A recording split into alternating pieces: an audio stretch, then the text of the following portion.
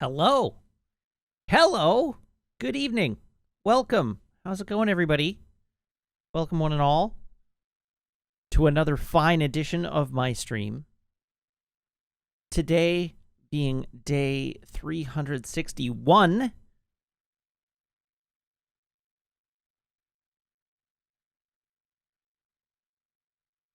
One, two, three, four, five. Yes, that's correct. 361. I had to go count it. But yes, Saturday is 365, so that's correct. That is an accurate representation of how many days remain. It is so close, I can indeed taste it.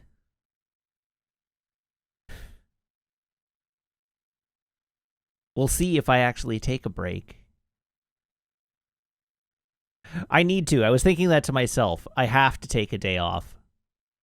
The Monday. I have to take the Monday off because otherwise the compulsion to go to 400 will be overwhelming. And then if I go to 400, You could go to 369. Well, see, 369 is great. And then you could just stop. And then I'm so close to 400, No. I will want to go to 400. If you go past, And then if I go to 400, 420 is right there. And if I'm at 420, I may as well go to 500. no. You can go to 369 and that's it. 365 is not even 60 days away from 420.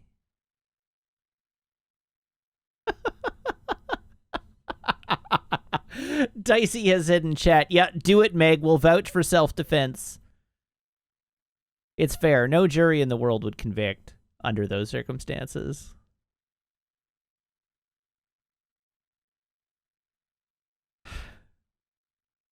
I'm just a creature of habit, and I've spent a year building this habit.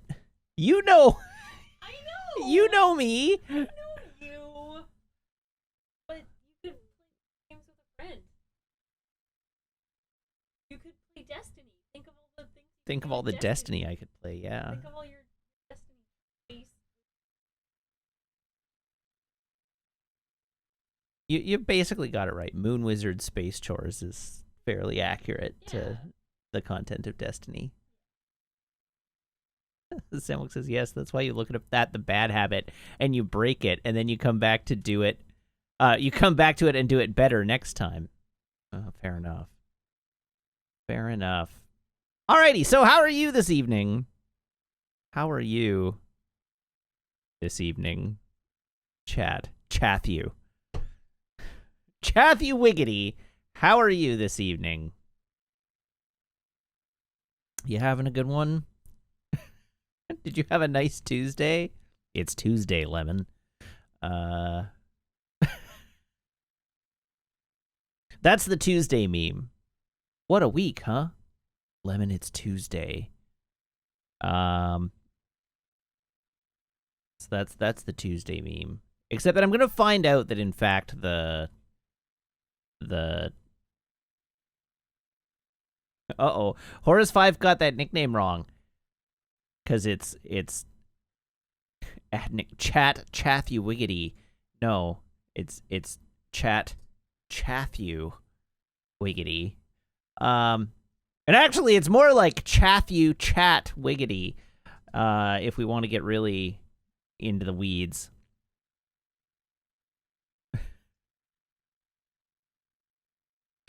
Oh dear. What was I even talking about? Right, the 30 Rock meme, which I'm going to find out is wrong. But anyhow, that's the meme. That's the meme to me. To me, it's Tuesday, Lemon. That's his.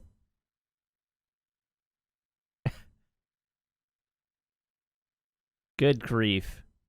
Concepts. What a Thursday. You are. Your full name is Chathew James Wiggity. We established that last night. Chatthew James Wiggity. So it I don't know if anybody tuned in to Loading Rerun today, but it turned out that Cam is still doing a playthrough of of Control, which I didn't realize. I was under the impression that Talking Simulator was doing a Control one-off stream, and so I didn't feel bad about streaming Control because I thought they were done with it. And now it turns out that, in fact, Cameron is playing through the entire game, and so now I feel super guilty for having stomped on Cameron's game. But that did not stop me from tuning in this afternoon and trying to get Cameron killed. Yeah, Matt attempted Cameron's side, Wiggins.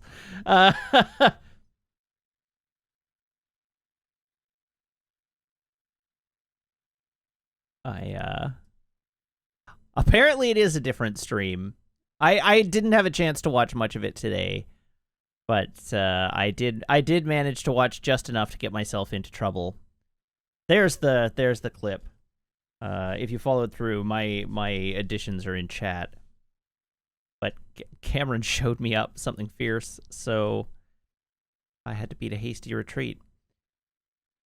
All right, what else is interesting to talk about today? Did anything happen today that was interesting at all? I don't think it did. I don't think there's I don't think there was anything like particularly of interest to talk about today. No, I saw that he died trying to get back, and that gratified me a little bit. My plan didn't work out quite the way I wanted it to, but he did get reset to a checkpoint, so it was all fine. I don't know what else happened today.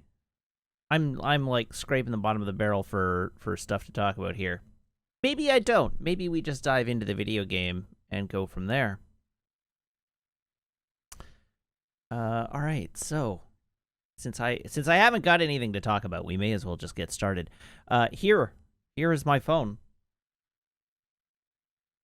Here is my phone cable. Everybody brace your ear holes, please.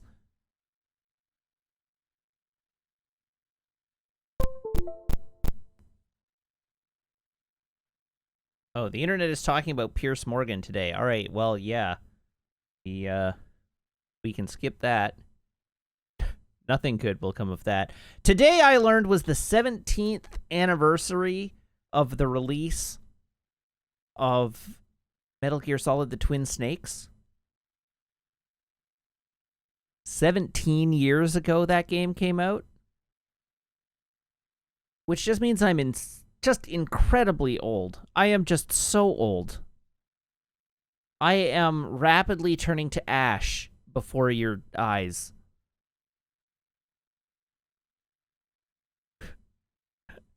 The tweet that went out celebrating the 17th anniversary of the Twin Snakes aged me 10 years. Like, ugh.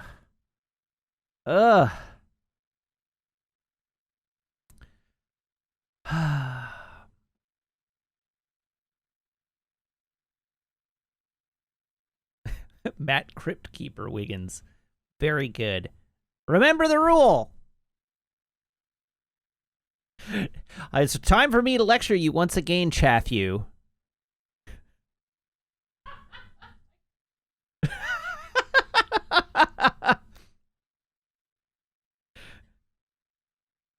Chatthew James, if you're gonna drop a nickname in chat, remember to add it to the database.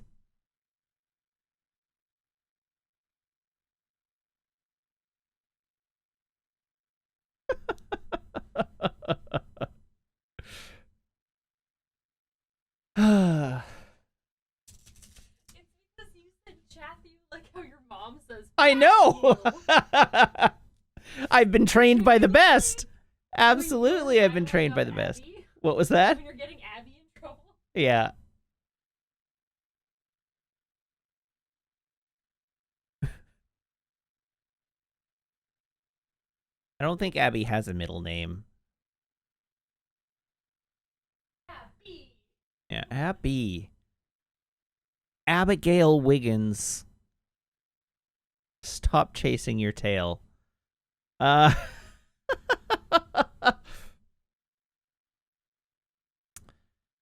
dear. Oh dear. Orlantia, never fear that a nickname joke is too one-off to put into the database. The database exists for one-off nicknames. As I say, the rule is if you're gonna post the nickname, you may as well put @Nick in front of it. All right. I think there are no mods here. I think we're... What the hell?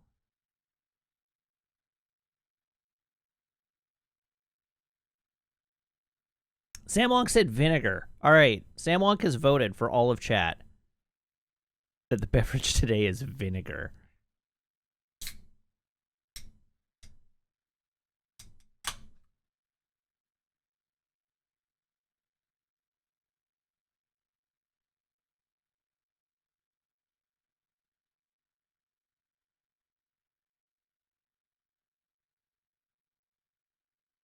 New Coke vinegar. Same great taste. 0 calories. Okay. So. Yeah, I'm with Square Dot. Great taste. I don't like vinegar either. Vinegar is bad, actually. That's my hot take of the day. That vinegar is bad, actually. Zafty says, wait, we voted. Did you, though? I didn't see it.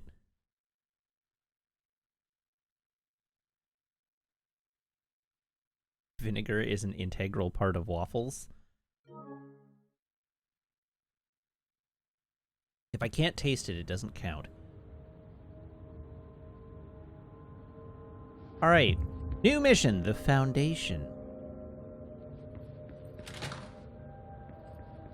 Shawshank Redemption. That's the name of the movie I was thinking Oh, of earlier. all right, so I called it. Not important, but that was it.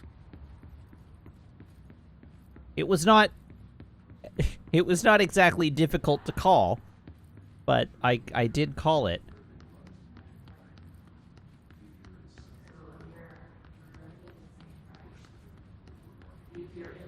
Dyson Box, yes. Today is the first day of the DLC.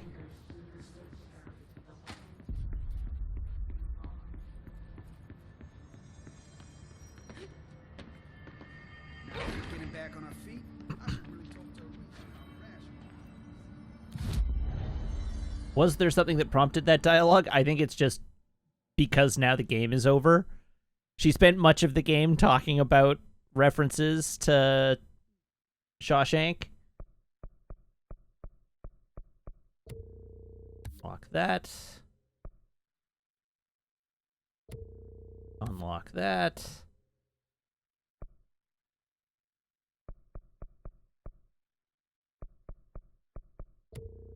Unlock that. Outfits. Let's have a look. The asynchronous suit is very cool. Director suit, actually also pretty cool. Candidate P7. Oh! Just... Welcome to ComfyCon! The office assistant outfit and the golden suit. Ooh. Fancy.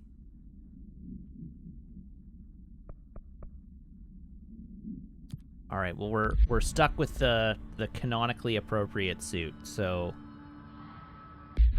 such is life. We have new collectibles, probably.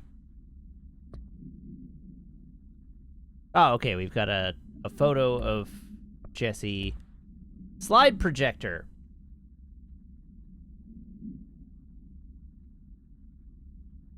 All right, so containment procedure, redacted. Description, para-utility. The object is a redacted with a vertical tray. Why would you redact what the object is? What is the purpose of that redaction? The title of the document is what it is.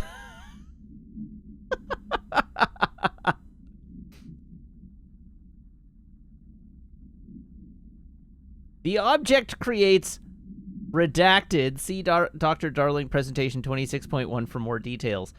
The only redacted to successfully produce this effect resulted in the capture of redacted. See Dr. Darling presentation 26.3 for more details.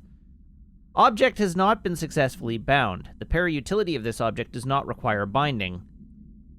Discovered when the Bureau responded to redacted, see AWE-24 case file for more information. Many of the accompanying redacted were redacted, see files on P6, P7 for details. The entirety of the redacted was transported to the Bureau for examination to find additional redacted or other altered items.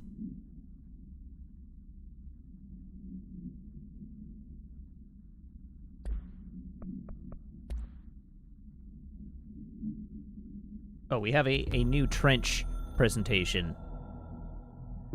My reflection trapped in the darkness of the coffee I nurse. The rain turned the lights of the city into a mosaic on the windows. The day's paper lists all the things wrong in the world. The list grows longer by the day. The difference between the morning and the night: coffee, whiskey. No other difference. The alarm goes off at 5 a.m. It feels like I just closed my eyes. It's dark. I sit up on the bed in the gloom. I get up, I shower. The driver waits for me downstairs, takes me to the oldest house. An old man stares at me in the car window.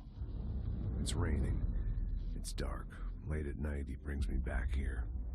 It's not a home, it's a room where I sleep in, waking up just as tired as I was before going to bed. Endless grind. Cool. All right, the board has a message for us about the future.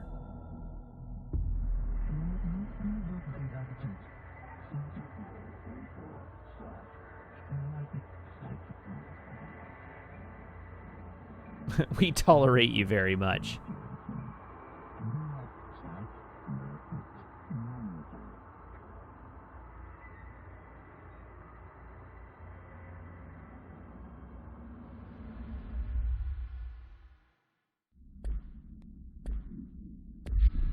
Okay, let's have a quick look at available missions. So we have a dark place and the Foundation. I don't know what, like, I know this is a DLC storyline, but I don't know what that actually, what storyline this actually is. But let's just dive into the Foundation. Talk to the board, executive hotline chamber.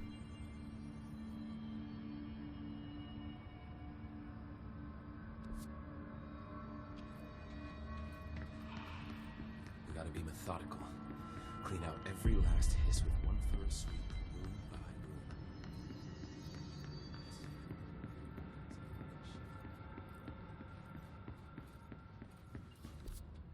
Oh, I'm going the wrong way.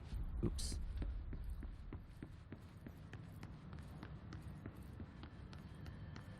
I heard Pope was promoted.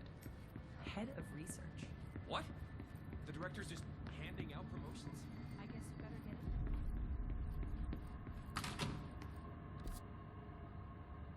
This way, and then this way, Jesse Faden, and this way. Director of the Federal Bureau of Control. I still don't quite believe it. But you always knew where we were headed. This way. To the hotline. It's been a while since I've been down. Uh-oh! Ring, ring, banana phone!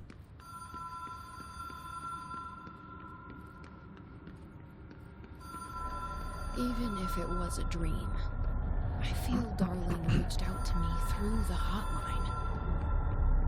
I have a feeling he and Trench will be the only callers from the beyond.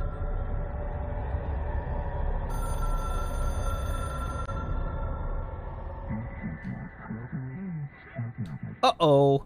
In Foundation.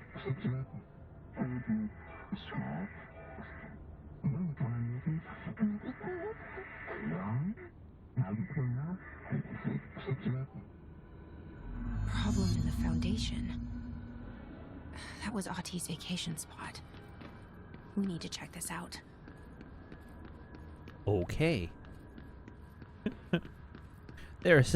I'm still just intensely amused by there is an uh-oh in the Foundation.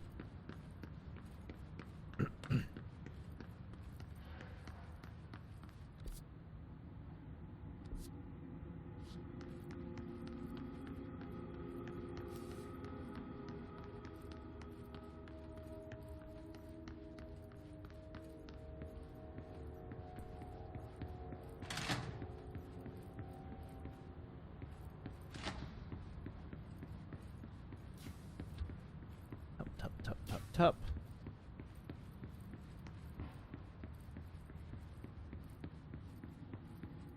I just get constantly turned around in this place.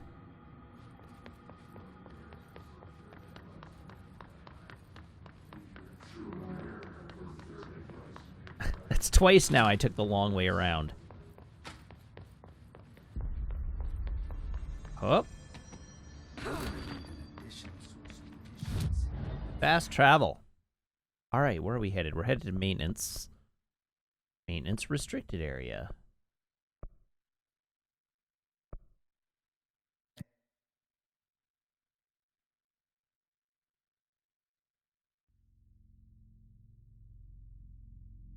Dark, quiet, trans-dimensional. This place really suits Ahti. So that etching is the door. Oh! It actually is a lost sector. Let's try opening it.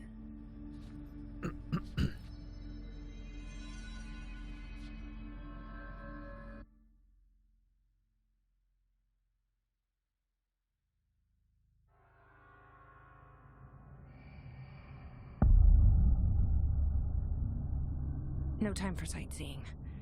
The board said this was an emergency. Okay, but I'm totally going to say, whoa, okay. Sure, why not?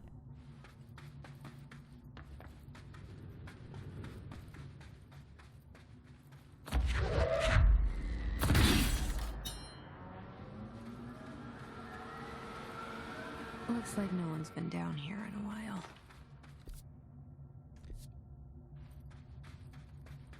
Ah, that's not eerie.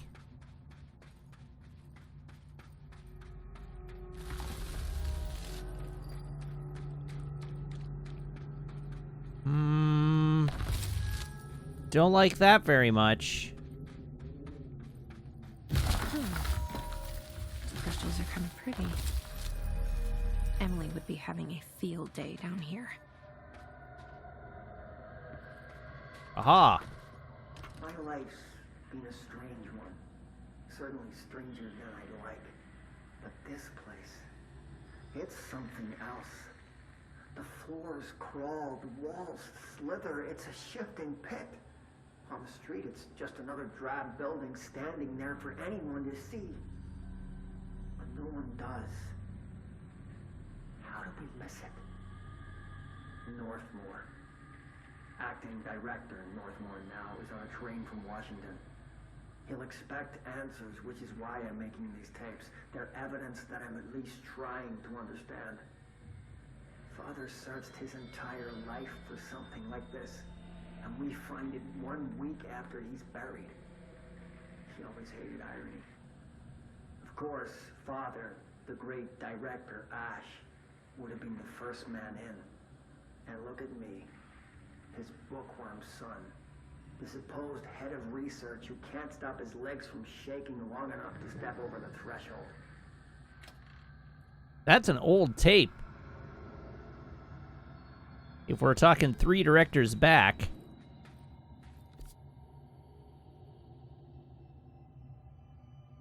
All right, let's go to Research Site Delta, which is down this way.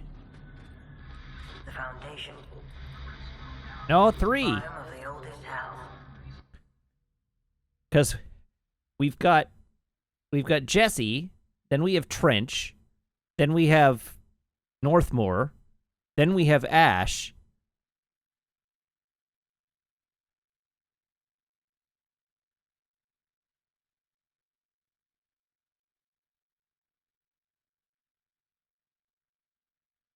I mean, granted, we're talking about the point in time where Northmore was transitioning in, but like, yes, Ash had just died, but Ash was the one that I was referring to as being multiples back.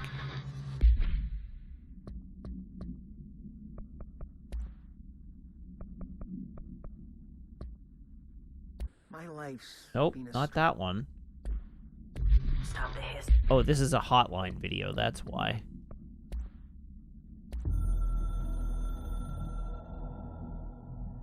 I only heard of the Foundation when I became head of operations. The very bottom of the oldest house. Director access only. Just the name alone is classified. Zachariah gave me a tour the day I was promoted. Said I should see it for myself, to understand. After that, I snuck down on my own from time to time to keep tabs on the place, and on them. But nothing ever changed down there. Not even the walls. It's solid, permanent, different from the rest of the house. Of course, they were always watching me. I never stayed long. I'm not stupid.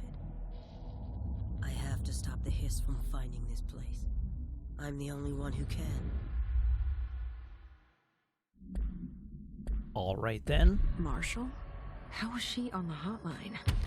Unless she's dead. Jesus. She seemed like the kind of woman who could survive anything. All right, well, now I guess we know. Whoops. I meant to do that. We'll pretend I meant to do that. I definitely meant to do that.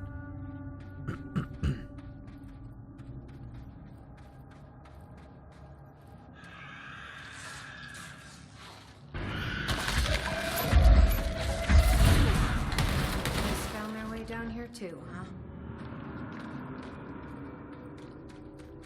Okay, so.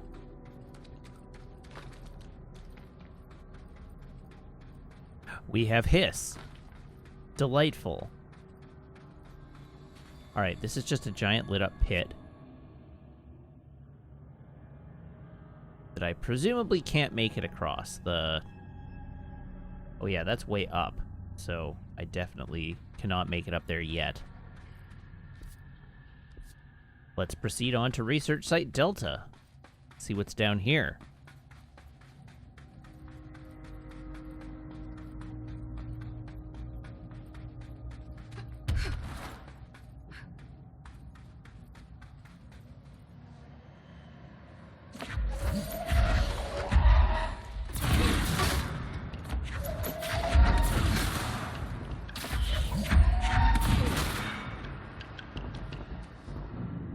Anyone else?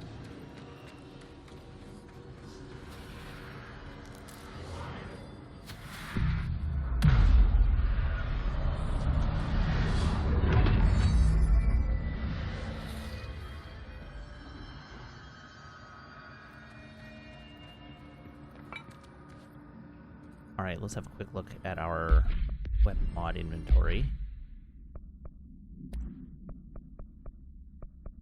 Be gone, level 3s.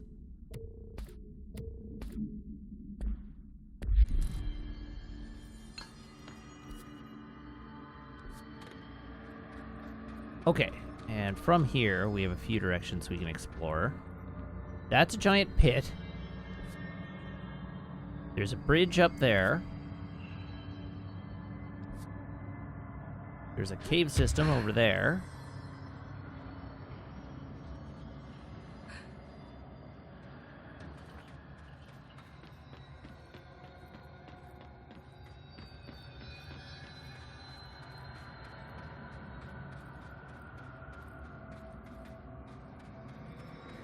Looked to be a lootable crate over here that I apparently have to bust out of rocks.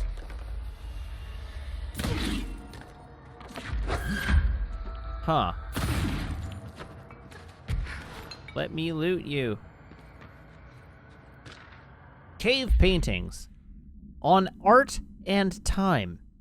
At first, I thought the cave paintings in the Foundation chronicled ancient humans' encounters with natural occurrences like weather, but it soon became clear they depicted events far outside the average human experience. Also, it seems I was wrong to assume the images are ancient. Radiocarbon dating suggests something impossible, that I've been down here longer than the paintings. That's absurd, though. The style and medium clearly indicate a Paleolithic origin. I was ready to conclude that an ancient community of humans lived in or around the oldest house. Now, with this information, I don't know what to think. Is one of our agents drawing these, or is there someone down here with us? This place has a habit of skewing my results, so perhaps the data is corrupted. Or perhaps some paintings were created at different times. The art does seem to chronicle not only the past, but also the present and possibly even the future. I see in them echoes of the board, some linear architecture, even what could be interpreted as a director. Are the paintings telling a story that's still being written? If so, who is writing it?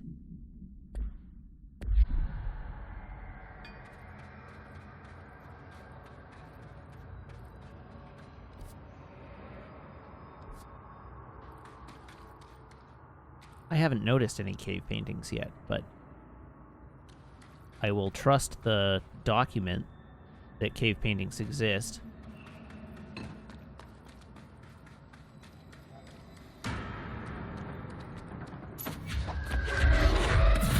Oh yeah, there is lots of familiar sand down here, isn't there? Whoa! Hold on. I'm sorry. What the hell?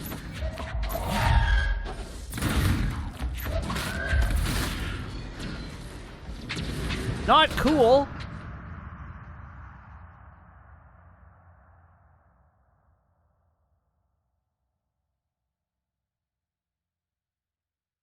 Okay, so I guess we have a new enemy type. Ha!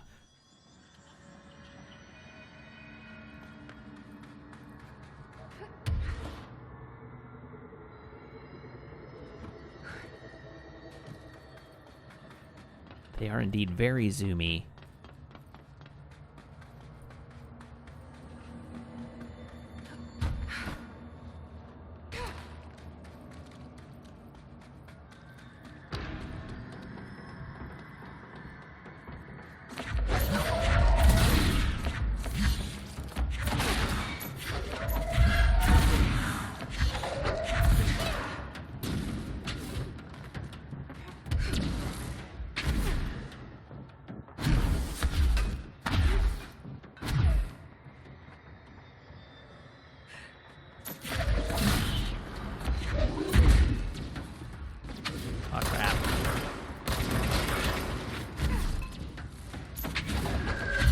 Okay, well, I guess it's time to learn to dodge.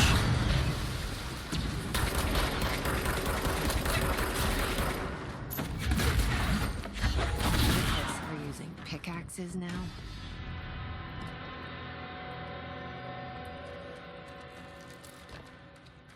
Woof!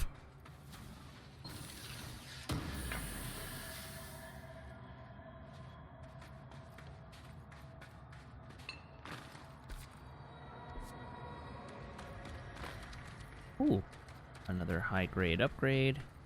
Ooh, hello. Personal mods are full now.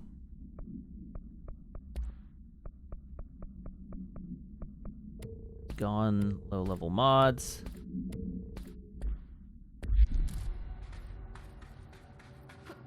Soon we'll be well on our way to deconstructing all level 4 mods. Relocation order. Tom! You missed the good news. I'm sure the official memo will go out soon, but Northmoor called an all hands at the crossroads to announce we're finally moving out of this hellhole and up into the house proper.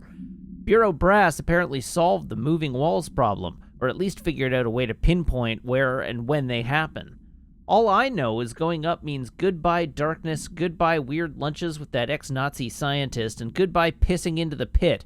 I know that was you, Barry. Northmoor's ordering the Foundation sealed as soon as we can haul our stuff out and somehow convince Ash to come with us. He's the only one kicking up a fuss. This is long overdue. We've lost 11 men and damn near $10,000 in supplies moving between the entrance and the Foundation. And for what? Research? Ash is batty if he thinks we want to stay here and sift through more sand for him. It's just rusted iron flakes anyway. Did you know that? We were breathing that stuff in.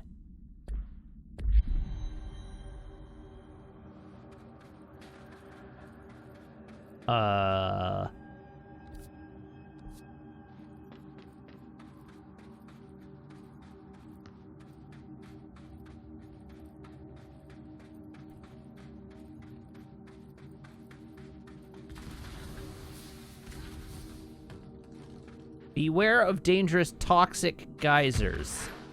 All right. Take that under advisement.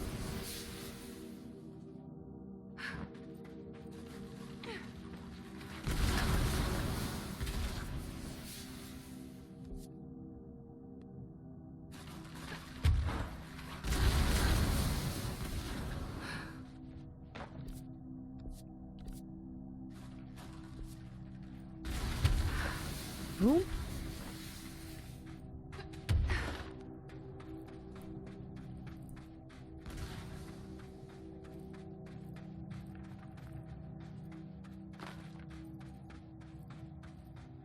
Okay, we have another tall pit. Presumably this means I've got another power coming to me eventually.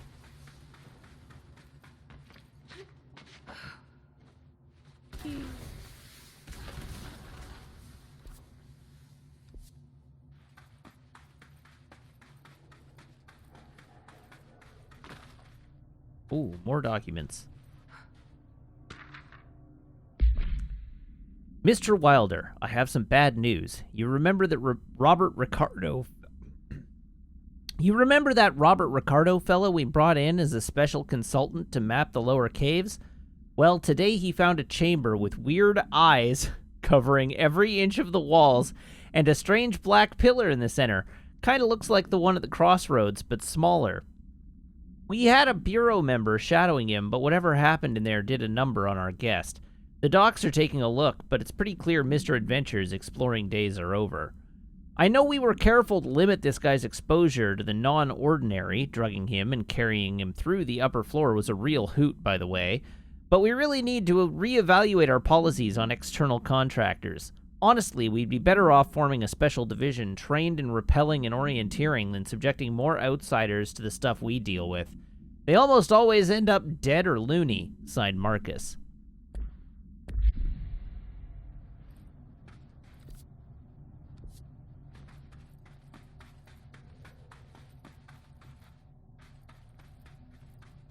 Hello, box. What do you contain?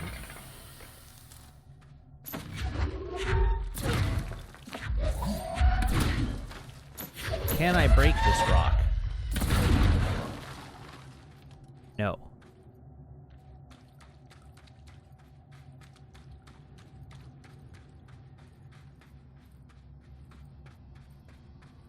The astral plane is cutting into our dimension.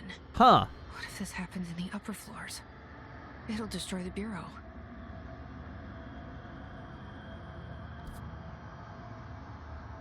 Yeah, that does seem problematic.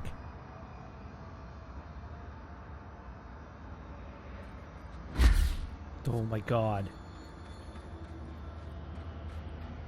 That just about got me.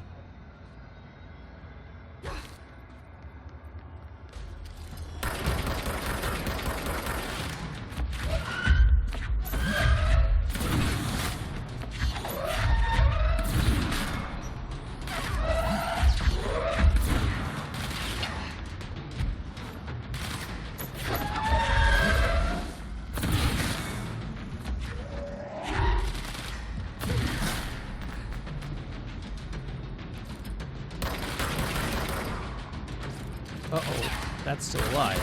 There we go. Did I manage to knock our other friend into the abyss? I did. Good for me.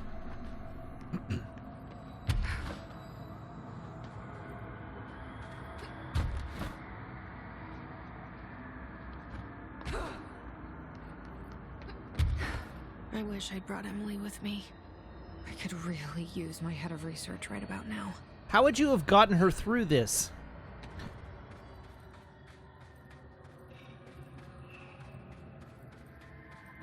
Marshall? Marshall! You're alive! I get the sense that's not actually Marshall. Wait! It's Jesse! The director!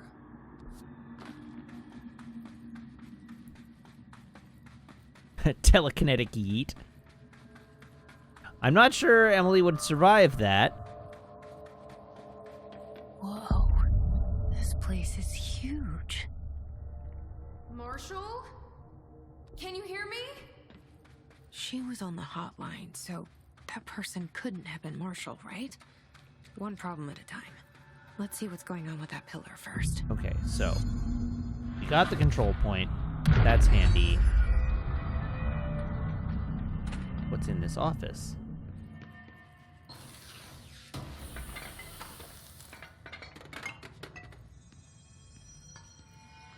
Some loot. What's in this other office? Audio recording. It's been 5 days since we first entered the building. Traversing the interior is dangerous due to the shifting, but we did manage to find a lower cavern that seems structurally predictable, which is a scientific way of saying its walls won't crush us in our sleep. Northmore even made a discovery. A pistol placed on a stone pedestal in front of that strange ebony pillar. Seems like something out of a storybook, except the heroes usually find swords, not handguns. But it is the perfect lure for someone like him. Hours after finding this weapon, Northmore cornered me to spout some nonsense about how the board had made him the director. He ranted about the title being meaningless before now, calling Father and all other previous directors shams, frauds, and worse. Huh. I think this place is worse for Northmore than it is for me. Strangest thing? There was no pedestal in front of that pillar a day ago. This building has swallowed a dozen of my men, and now it's handing out presents? Is it playing some sort of game? If it is, we're most certainly losing. Hell, we don't even know the rules. Huh.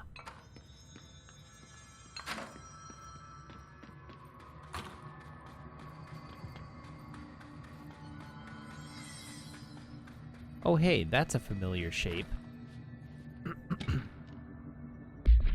Ley lines. On ley lines and their energies. For all my research into the oldest house's ley lines, I still don't understand why they converge here at the base of this pillar. I suppose the simplest reason is that they have to converge somewhere. Occam's razor and all that, but that seems wrong. The esoteric world abhors coincidence. So, what is the true relationship between this pillar and the ley lines? Does it act as a magnet, attracting them? Polar north? Or is the pillar a product of their focused energies? A sprout nourished by the constant flow of the oldest house's power? Perhaps classifying that power would provide some insight. However, we currently have no means of measuring or quantifying it. Given time, it may become possible to collect and even harness this energy. On that note, Northmore is bringing in the much-lauded Dr. Gustav Wagner from headquarters in D.C. to aid my research. I suppose this is his way of saying he doesn't trust me to work unsupervised. Let's just hope Dr. Wagner is as smart as his dearly departed Führer once believed him to be.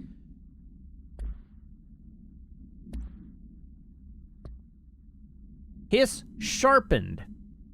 Great name. His sharpened agents display the para-utilitarian ability to rapidly move short distances. This ability is unique in the fact that it's not associated with any known object of power. However, we should not discount the possibility that this ability is an object variation. For example, abrupt physical relocation, APR, could potentially be a variant of the jukebox's effect. Other explanations of the Hiss Sharpen's ability currently include momentary time manipulation, brief increase in physical speed, inhibiting the witness's sense of sight, If we do accept that the Hiss Sharpen's ability is not connected to a known object of power, then the Hiss are either manifesting unique paranatural abilities, or there are objects in the house that we aren't aware of. Either way, the Hiss are continuing to develop new strains of corruption, and that is cause for concern. Refer to file redacted for full report. Astral copy.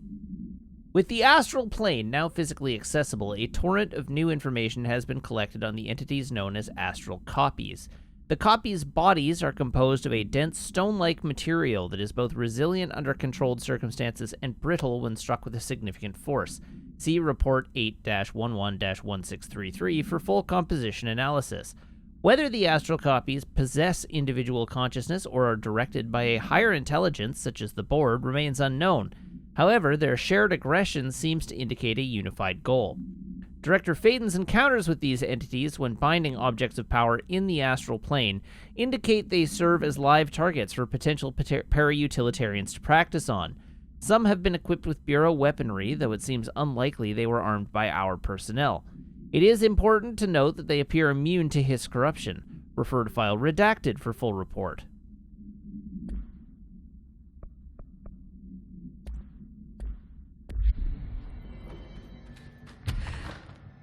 So, do we recognize a friend over here? I do. I recognize a friend. Up on that wall there.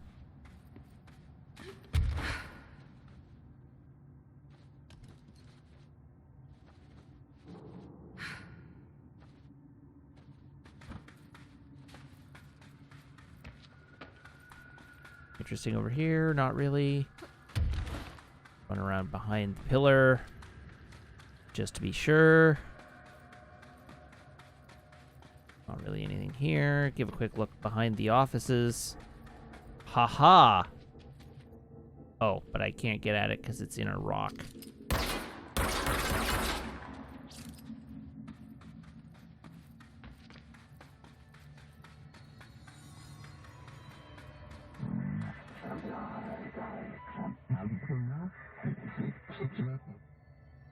Sure.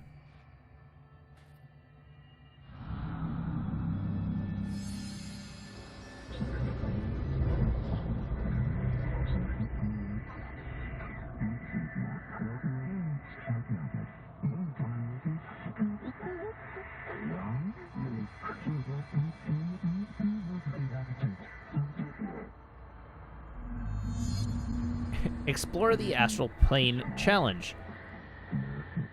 So I can upgrade myself or I can upgrade my weapon. So I can only choose one? I thought I was done with these tests.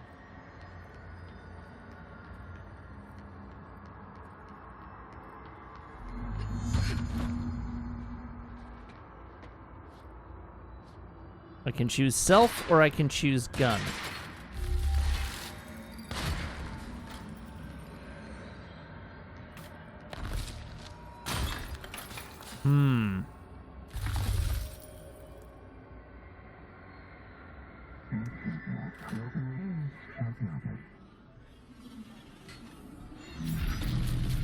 I think I'm choosing self.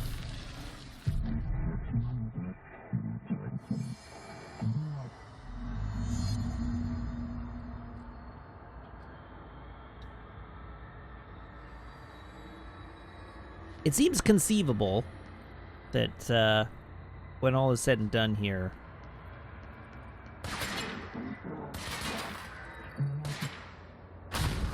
yes. Create or destroy. Create seems good.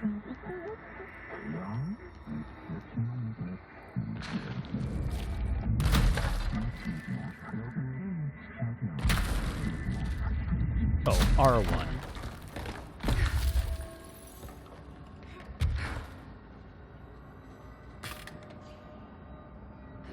Zoop.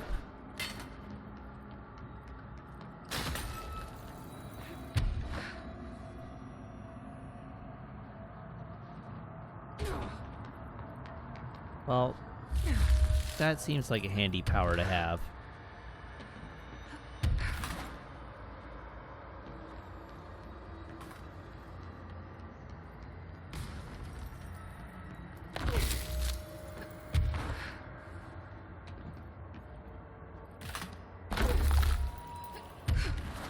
Zoop.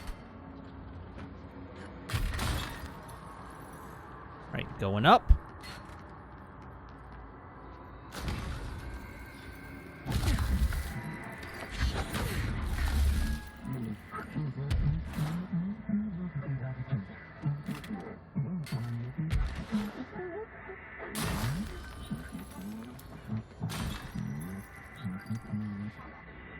Some crystals can be shaped into dangerously sharp points. Oh, fancy. Soup.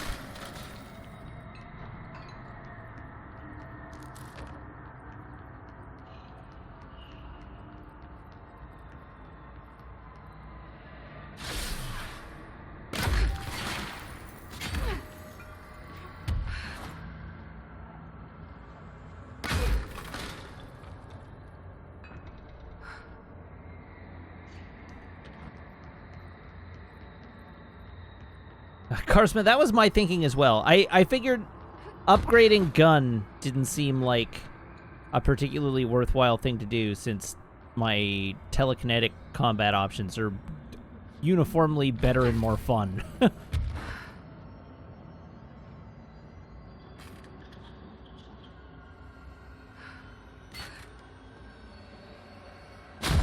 Oh, no.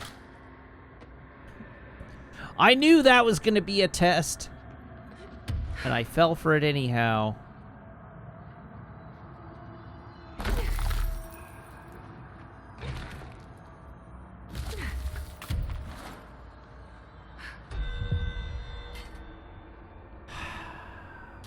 Down I go.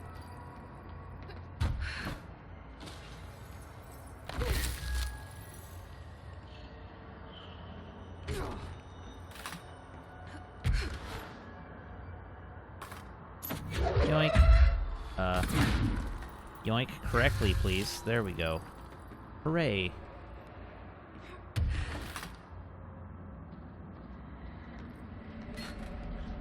Aha!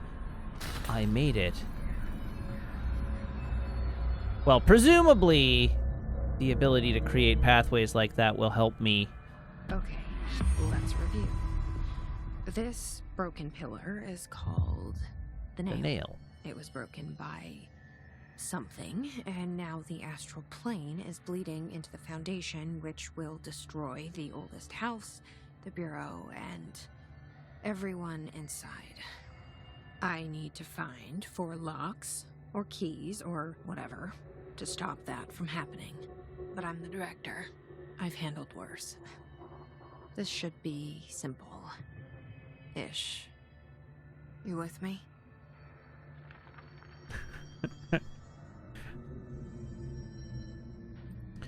Okay.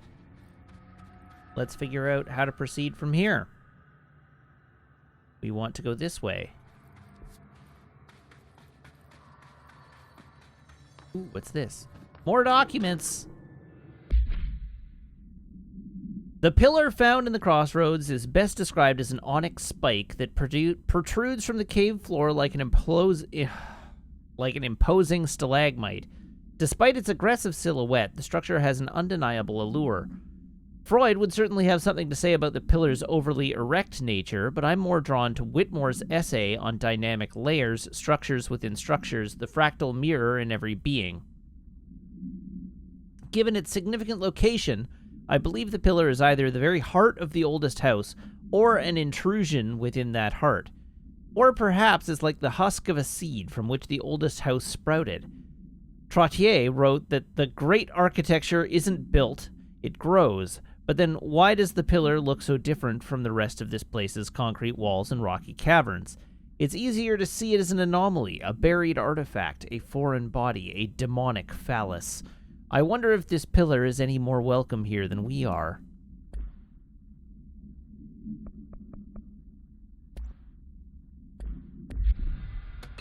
Yeah, the swirly in Jesse's head is Polaris. That is its name.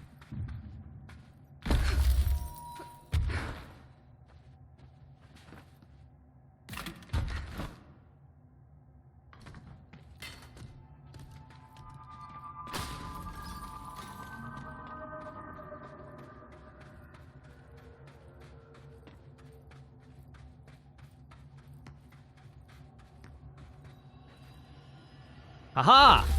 I figured that would be the case. Whee!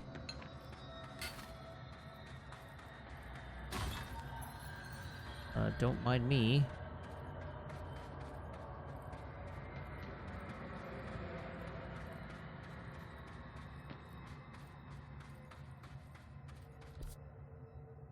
Okay, so I am in the right place here. Warehouse path. Apparently I have an objective here. Oh, my objective is reach the warehouse path. Thanks, game.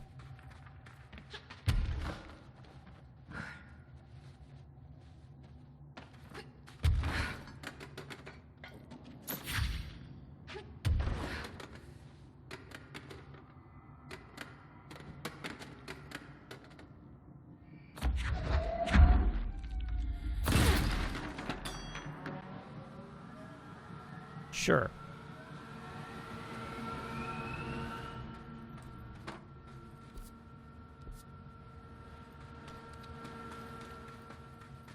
Now, is there anything obvious in this room that I have missed?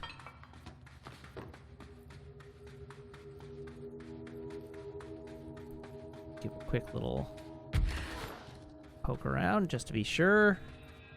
Doesn't look that way. Looks like I just need to leave. Proceed. Warehouse. Complete the ritual in the warehouse.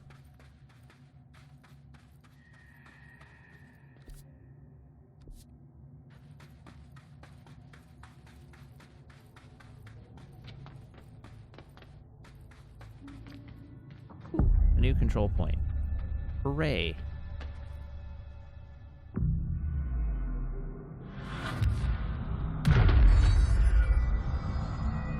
Do like those.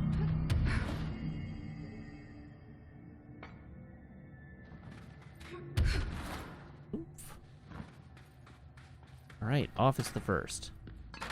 What's in here that's interesting? A key card of some description. Is this a bureau ID badge? Looks so old. Hope will definitely want to see this.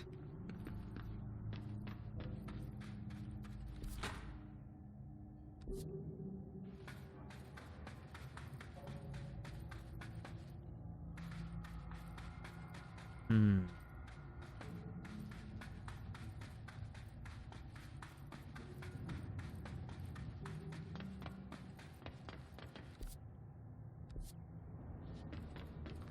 Oh, well, there's a box over here I can access.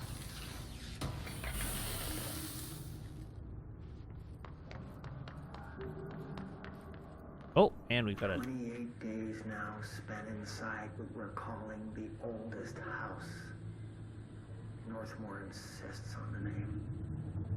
I'm too tired to ask why. I'm not sleeping well. Per orders, me and my research team have established a permanent examination lab in the Foundation. I basically live down here now, like the obedient head of research Father raised me to be. I spend my days investigating that odd pillar where Northmore found the handgun. The work was half-hearted at first, I admit. But then I discovered numerous non-Aristotelian energy channels converging at its base. Ley lines, dragon roads, Hyligalinian, call them what you want.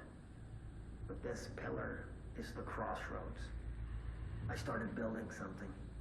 Equal parts talisman and technology. An array that can impose order on the ley junctions. That's the idea, at least. We'll see when I'm done. presumably that's why there are control points down here. I'm not the only one who feels like that thing has eyes.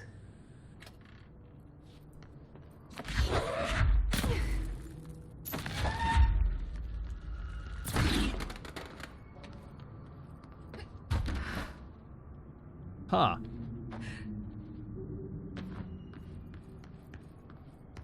How does one manipulate a power generator on the other side of a fence?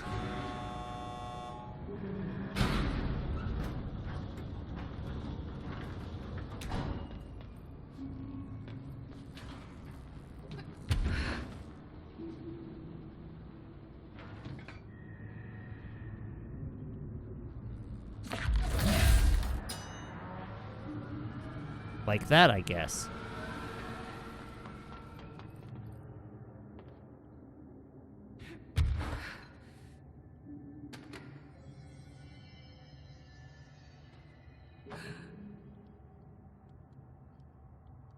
Okay. Oh. Sneaky!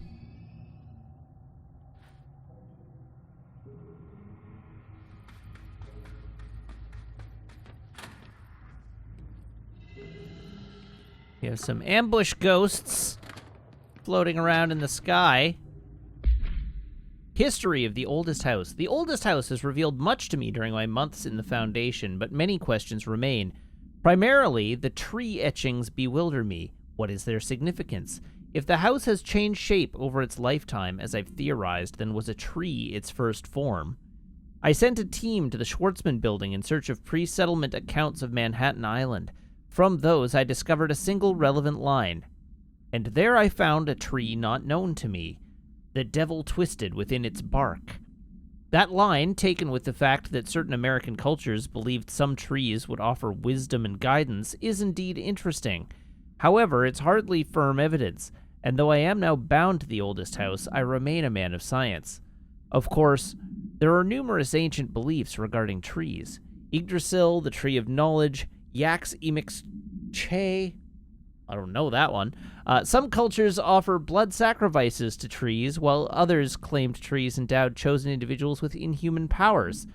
Do New York City's many murders act as a sacrifice for the oldest house? Does the house have a chosen champion? Is it me?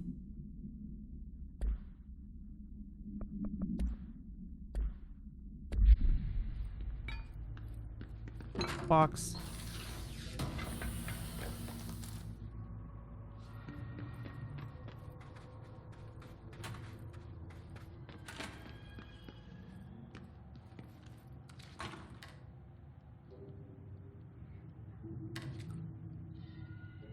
Okay, no water down here.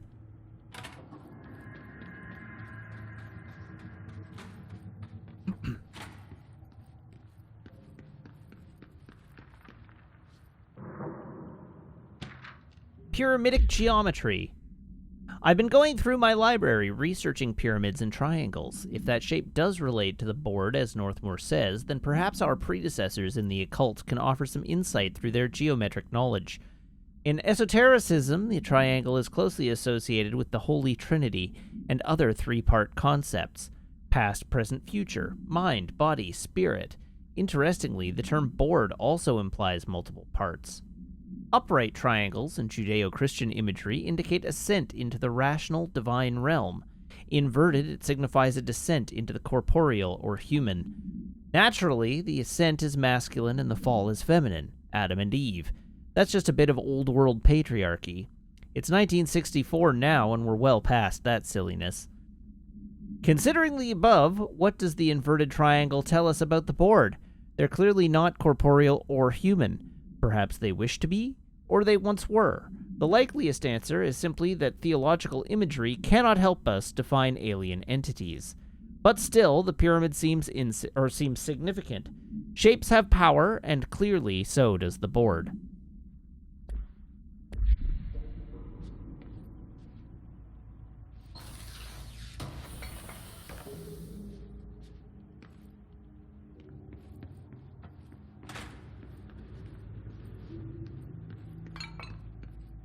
Weird place to leave an ID card, but okay. All right, so I got a second ID card.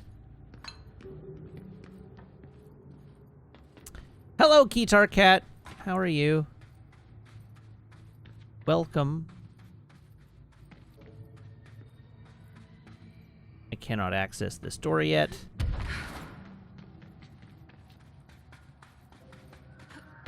At least not from that side.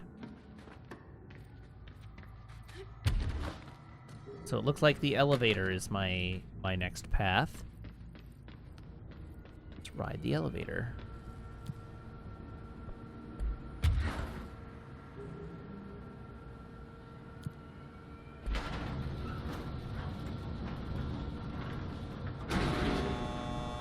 Well, hold on. Why is this taking me up? It came up from the basement in the first place.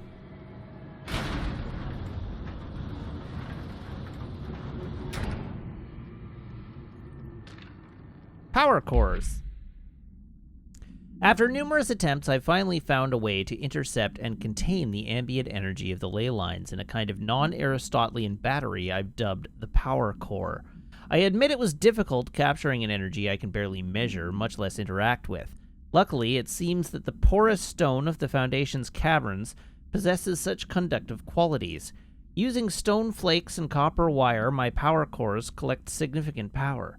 My early prototypes collected too much, in fact, but I've since reinforced the container. We don't yet know the repercussions of tapping into this power field.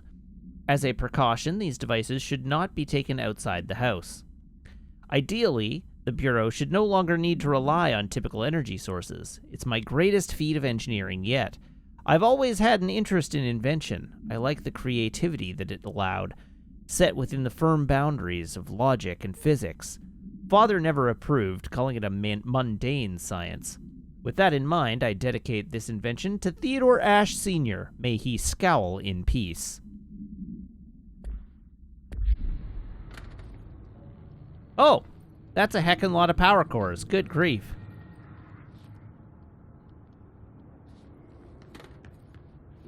And there is precisely one with a charge. Oh no, there's more than one with a charge.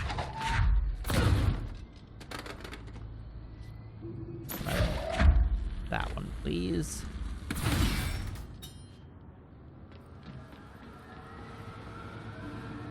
Ooh. Oh, that's just the elevator button. 3, tunnel access.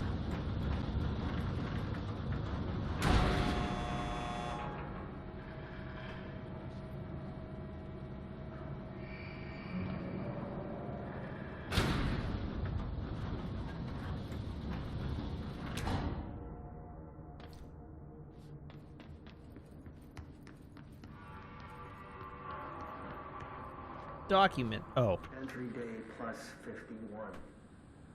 Northmore has ordered an all-hands search for objects similar to the service weapon. He claims there are more in the house, though I don't see how he's so certain. He's been strange lately, talking about joining greater causes, and frequently mentioning a pyramid. After pressing him, he finally described this pyramid to me. Inverted, black, mathematically perfect. Oddly enough, Adam and the other id have shown me numerous inverted triangles painted on the cave walls. Surely there's a connection. The id, hey? I don't see it yet. As far as occult symbols go, triangles are by no means rare. Flood, Levi, Kroll, they used that shape like it was going out of fashion. Standing on their base, triangles signify stability and strength. Inverted on their points, they represent conflict and stagnation. Of course, the orientation is just a matter of perspective. Looking at the pyramid from below gives you one, from above another.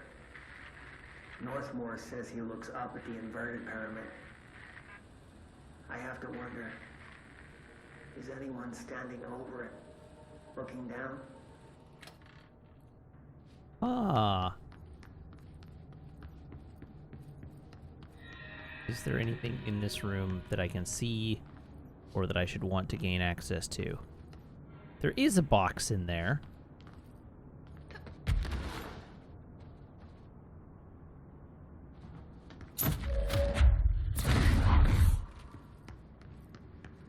Huh. All right then. Keep your secrets. Oh dear. I have made a terrible mistake. Oh, I didn't make a terrible mistake. That's nice.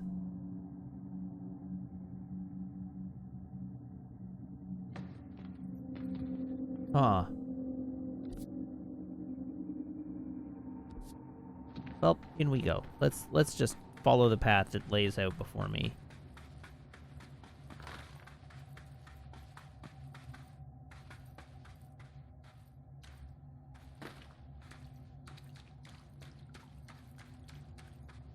That is impassable. Passable.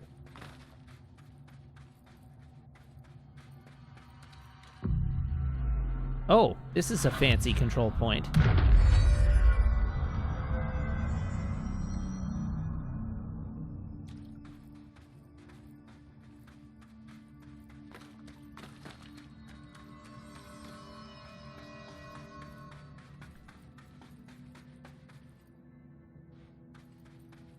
All right, we have a spiky stone booby trap. We have a number of spiky stone booby traps. Ow. Wow. Owie wowie. This is bad.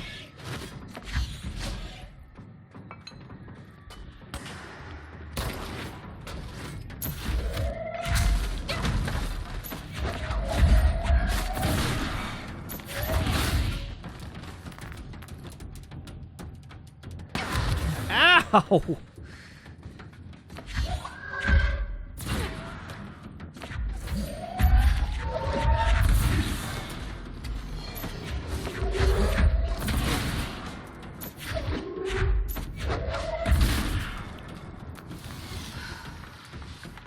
Oh, we have a new chair friend. Great.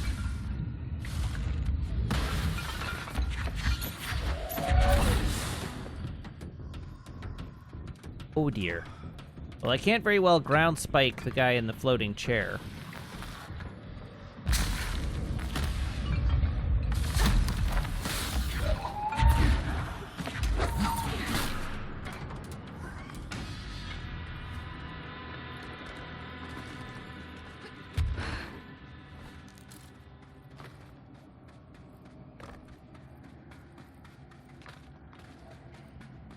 Yeah. That guy got domed something fierce, didn't he?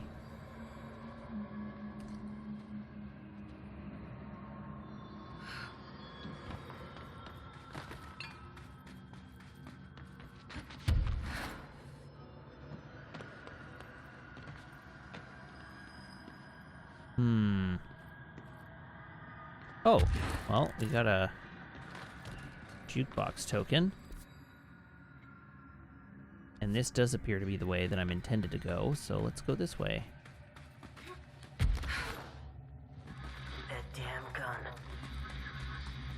Fate. Alright, what do you got for me, Marshall? I've served under 2 directors. 3 now, I suppose.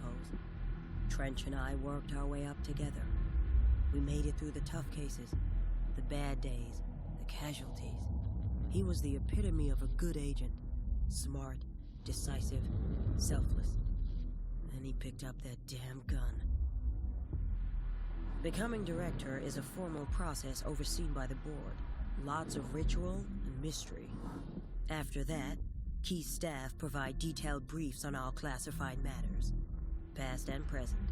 But with Faden, well, there's no protocol for field promotion. The girl's smart, has a good head on her shoulders.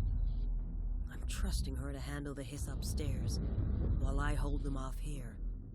All this shit with the nail, the board, I'm not sure she's ready. Besides, I work better alone.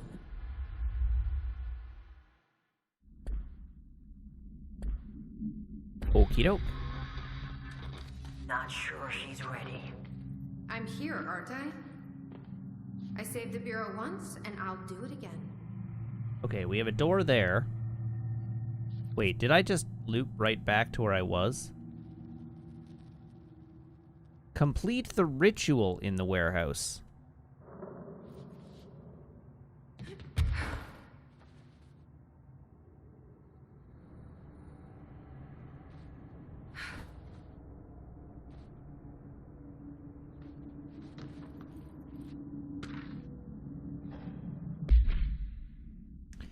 Note, this is Meteor Hill, AWE 3.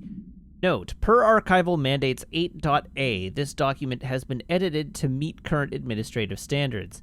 Certain terminology may be out of date. details. The retrieved material was subjected to Fellstrom's array, configuration 74-B, but the tests were halted as the matter began to physically elude the equipment. Attempts to constrain the element were made, but under further stress, it became vaporous. The researchers suffered corrosive injuries prior to their deaths. The child victims at Meteor Hill recounted the material enveloping them in a pleasant manner upon making contact, but when discovered, they were redacted and screaming. Bodily changes were perceived immediately, deformities, loss of pigment in the skin and hair, and mental symptoms surfaced in subsequent examinations: confusion, heightened aggression. Department of Public Knowledge and Diversions gave statements claiming the incident was caused by debris from poorly made Russian satellites, which the public accepted with no complications. The children were sent to the Bureau's recuperation facility in Redacted to receive help away from society.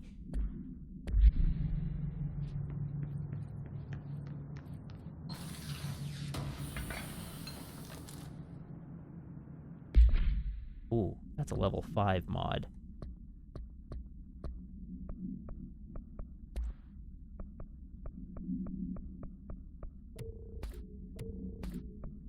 Okay, that one can go. That one can go. That one and that one can go.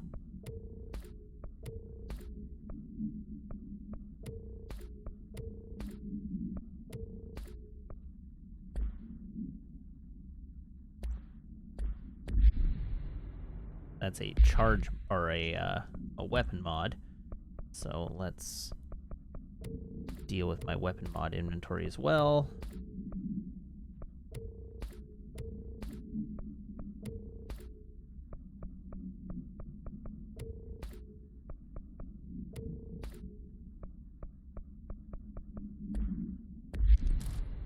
There we go. Press this button.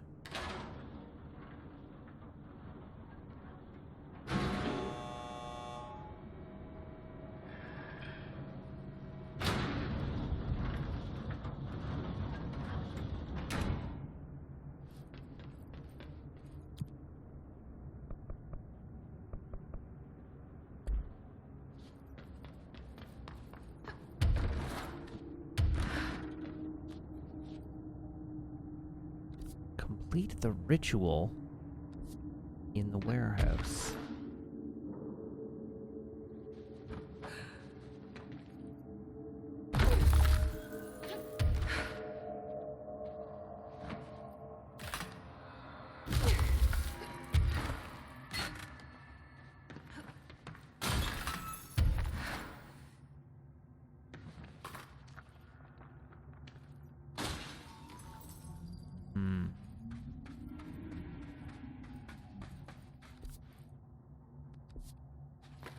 Okay, there appears to be another control point up here.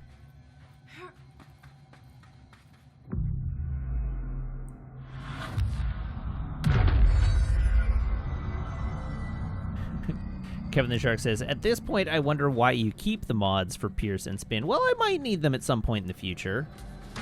Aw, crap.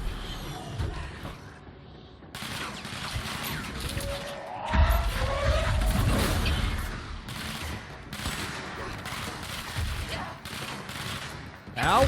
Ow!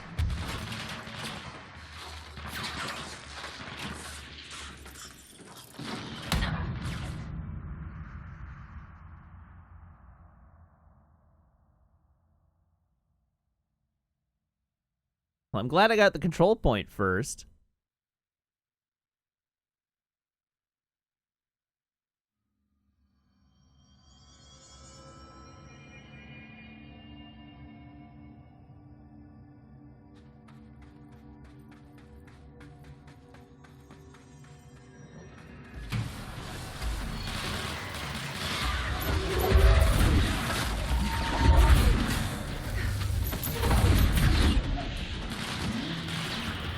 Well, that's a handy-dandy little,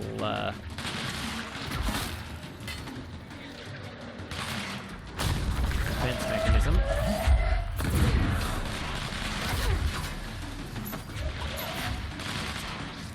Oh! Wait, is that a friendly? I don't understand what's happening in this room.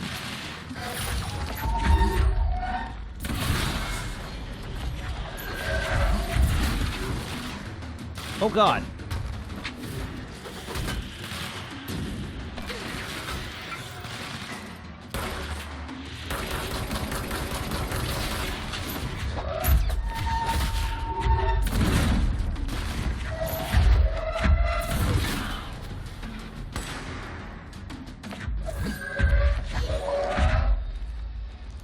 Hey, buddy.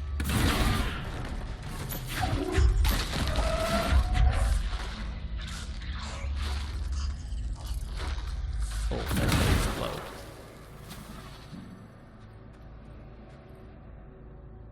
Okay.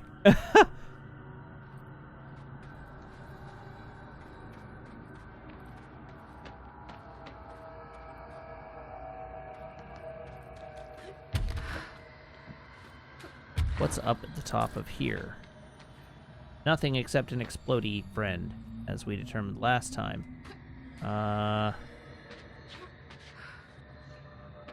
There's a mod down here.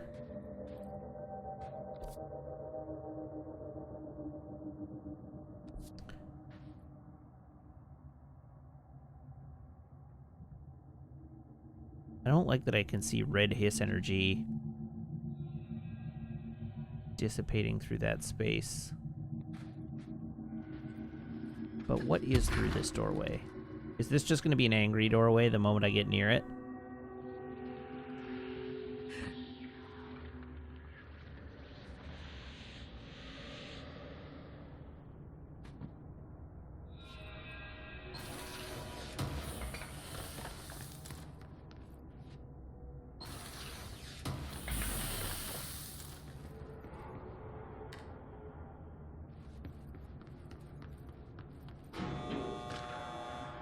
Looks like we have found a 5th floor. All right, on the 4 etchings, my explorations of the Foundation have resulted in yet another mystery, a fascinating series of etchings on large stone tablets. The tablets themselves are likely not native to the Foundation, seeing as they're slabs of sedimentary stone quite different from the cave's categorization-defying rock. Their placement and form are also too intentional to be naturally occurring. But who braved this place to carry them in, and for what purpose? I discovered a 5-point macro entanglement between the tablets with the pillar at its center. These links seem to extend beyond our level of consciousness to some astral realm I can't detect. Is Northmoor's board somehow tied to all this? The etchings on these tablets are similarly curious. They differ from the cave paintings in style and technique, so are clearly not of the same origin. Are they the visual narration of some event? Or do they indicate intent, a wish, a plan? They only seem to consist of a tree and the pillar, but the sizes of either are inconsistent. What does that signify? I'm missing key pieces of this puzzle, and it's unlikely I'll ever find them.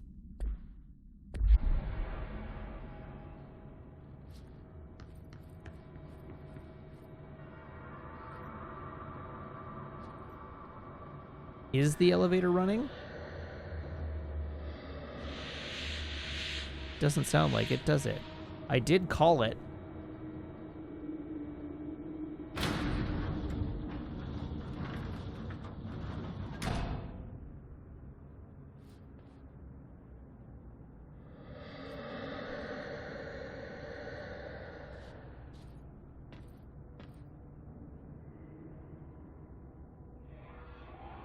Oh, okay, so there is hiss energy up there.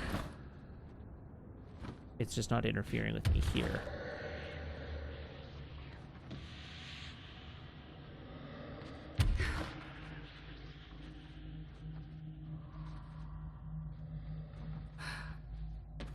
Let's keep moving.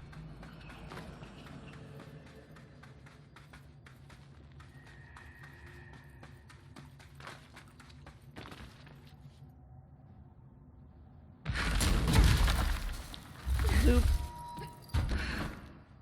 Up we go.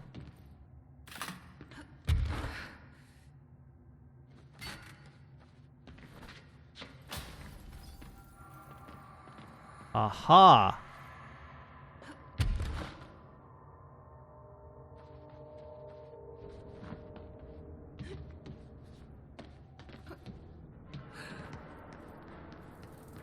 Hop, hop.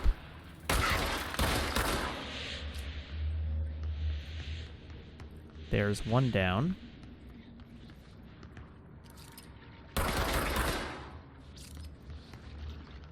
Okay, we need to call the elevator up to get that one.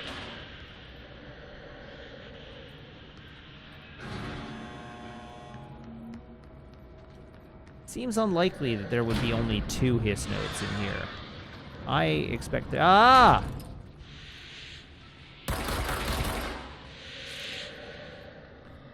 Sneaky, sneaky.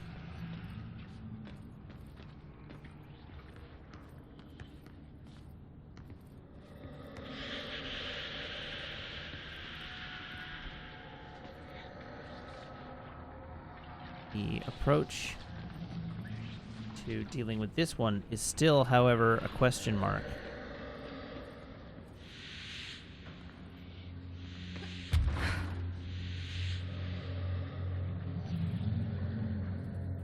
What is your secret?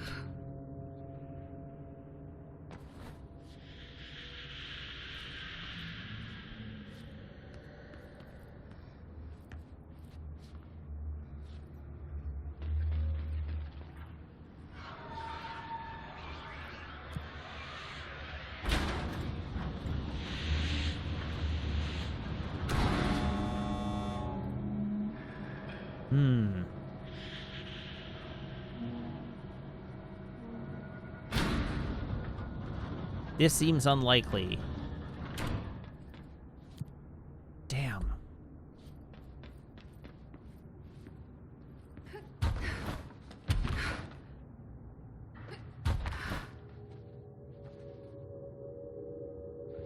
I was worried that was going to happen.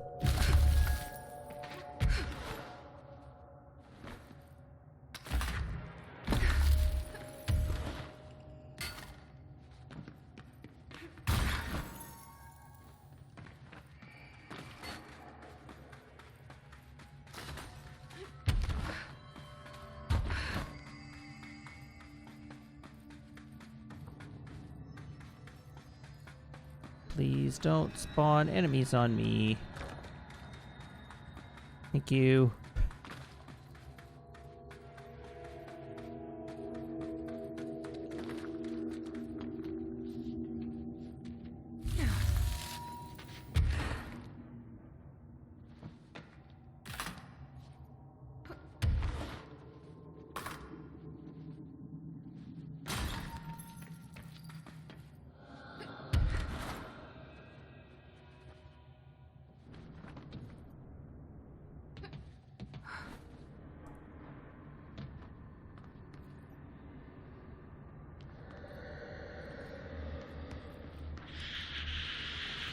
Is this a problem I can punch? It is! Okay, that's handy.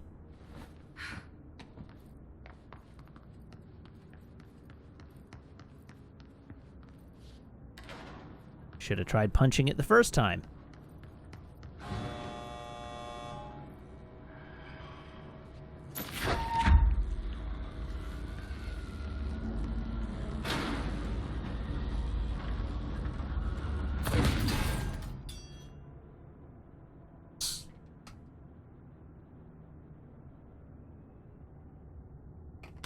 Okay, so what did activating that generator do?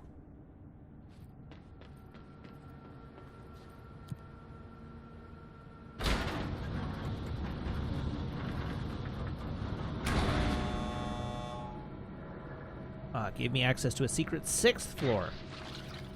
Oh, that's a lot of red. Oh, I have fully been taken to another dimension.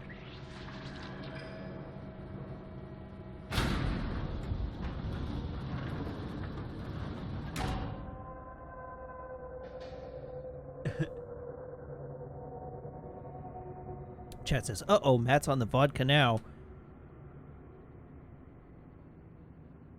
Yeah, I ran it through my soda stream. Just for that extra punch.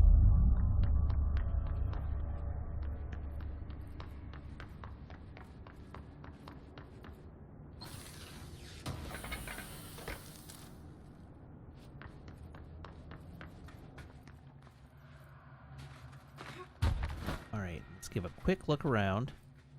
There's a Leather spiky etching, floor there, like the one I used to and a get in spiky here. floor here, which doesn't instill in me a tremendous amount of confidence.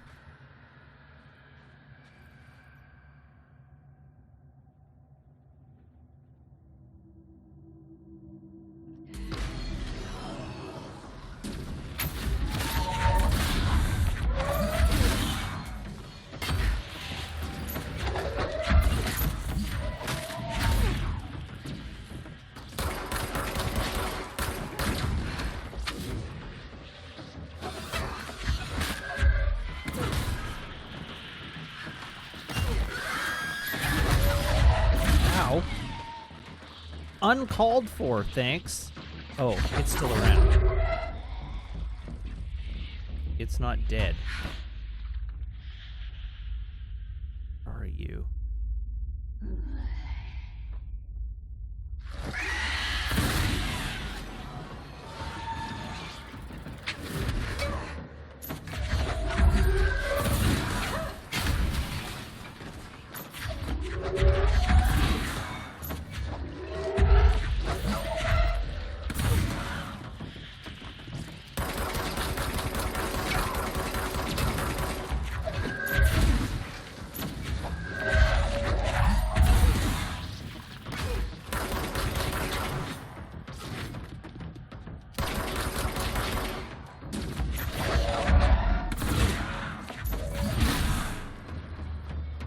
Got him.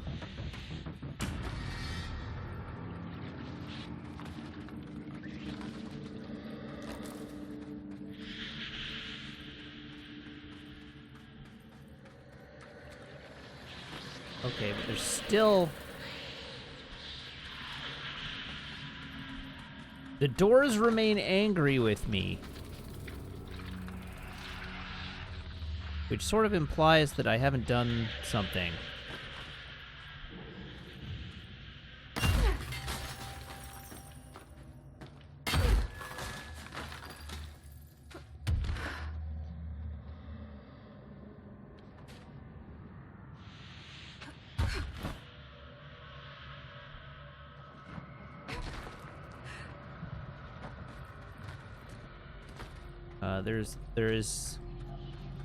There is nothing to do.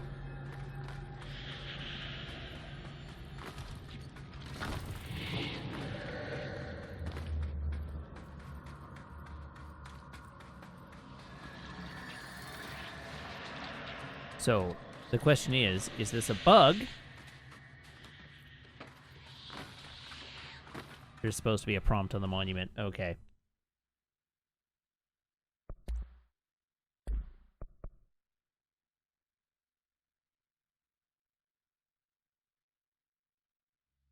Annoying.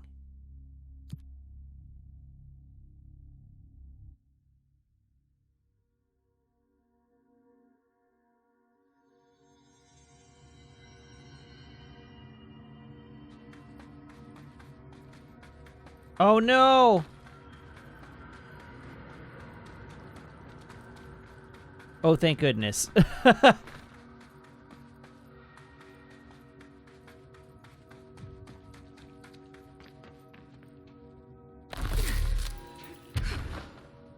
Yeah, thank you, autosave.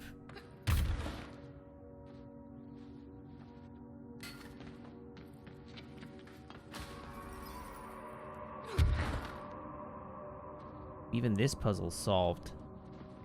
Thank you, autosave, indeed.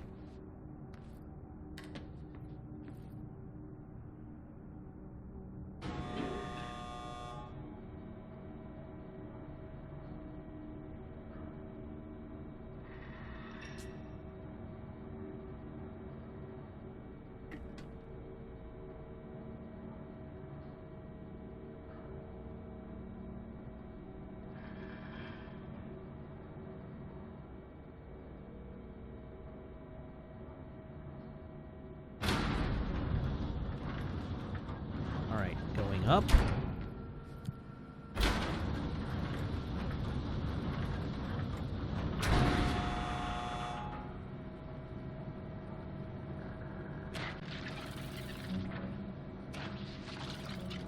Oh, good grief. I'm yawning up a storm today.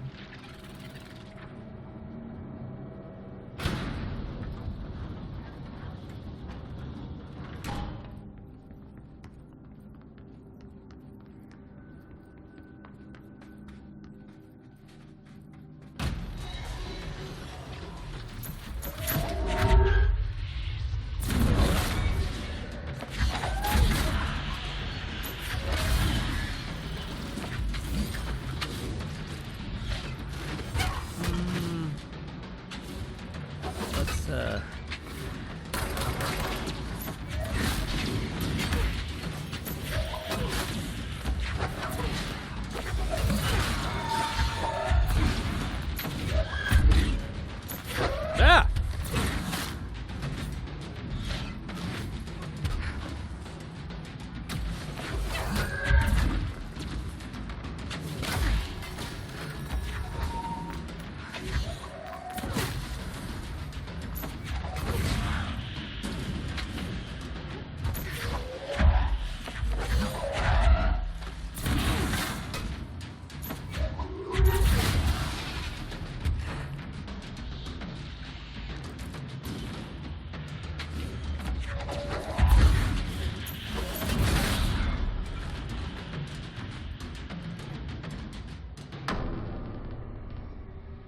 Okay. I'm clear. And there is no prompt on the tablet.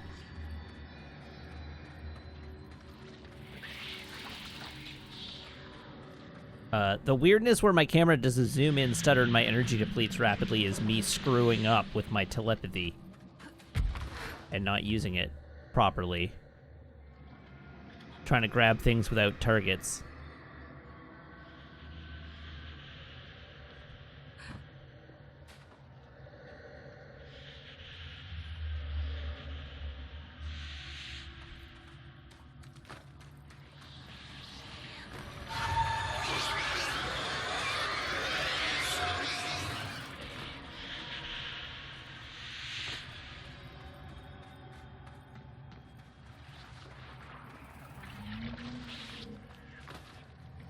Let's Google this.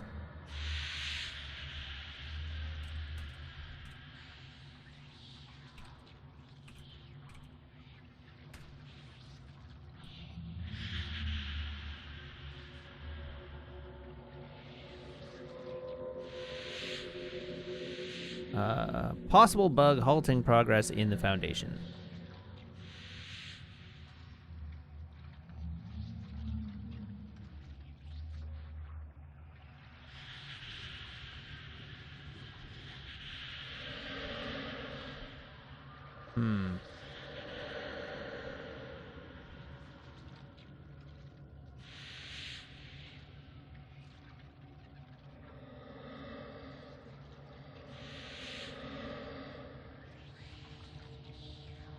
Interesting. So there's a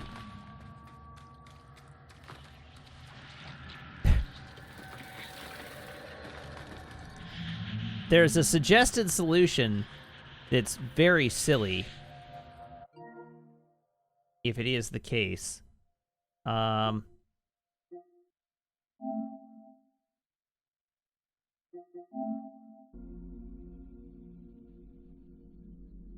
So apparently the bug and the way to avoid it is the Invisifriend. Our Invisifriend sneaks out of the room in the middle of that combat encounter and then can't get back in. And so the combat doesn't complete because you haven't killed Invisifriend.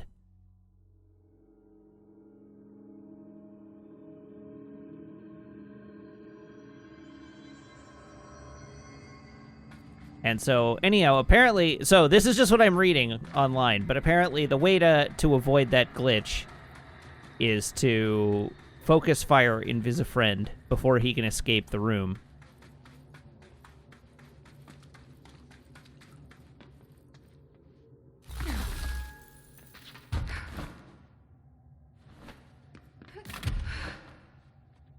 So we'll see if I can do that.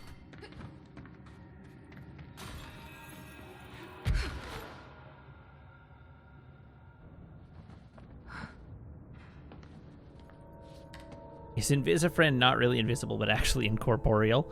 Sort of?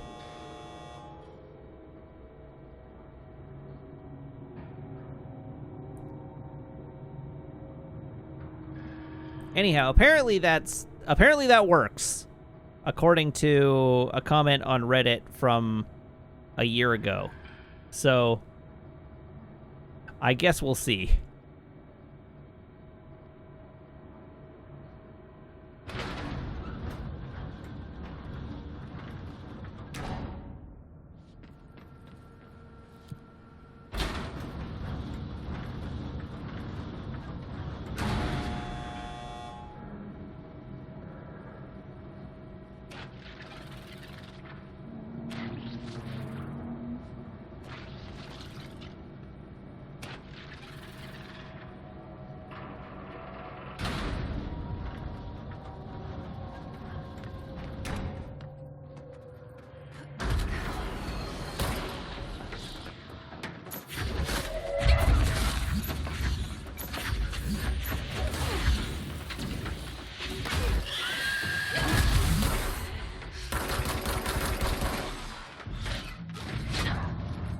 Or I could get murdered. That works too.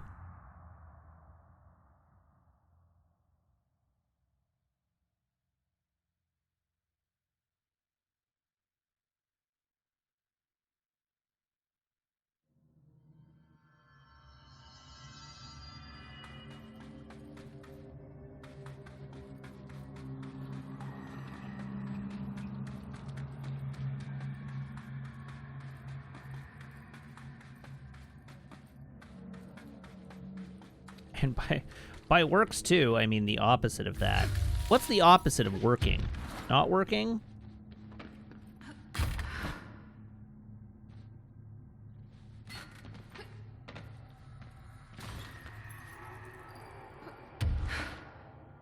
I'm actually kind of impressed a bug this repeatable shipped. And hasn't been fixed in a year.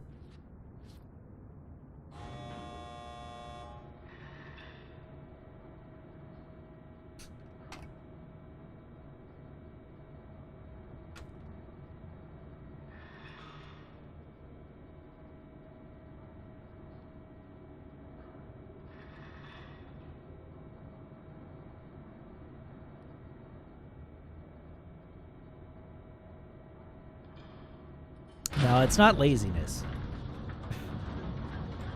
Game developers are not lazy.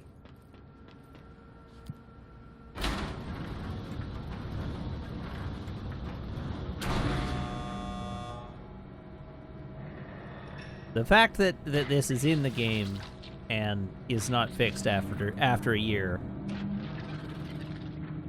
implies that there is some piece of information we're not privy to that prevents them from being able to remedy it.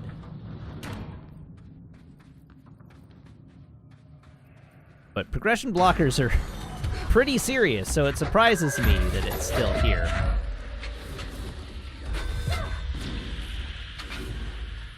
Come on, buddy. Where are you? Where's Invisifriend? There he is.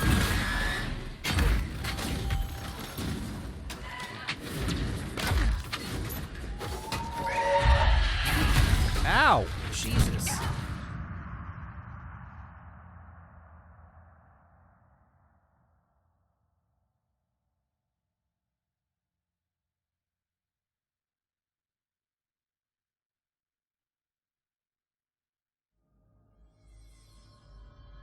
Shirtall says, remedy it?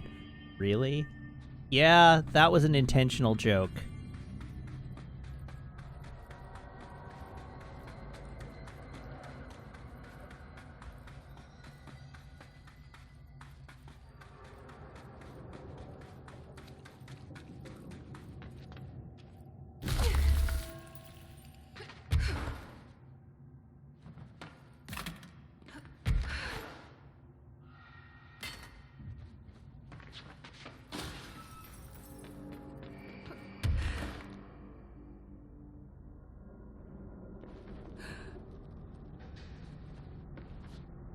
The joke, Guitar Cat, is that I said, it's strange that they wouldn't remedy that bug.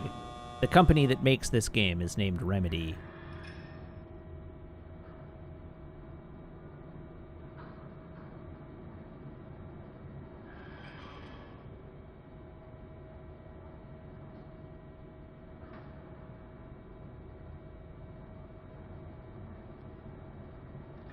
And now that I've explained it, it's much funnier. Cause that's how comedy works.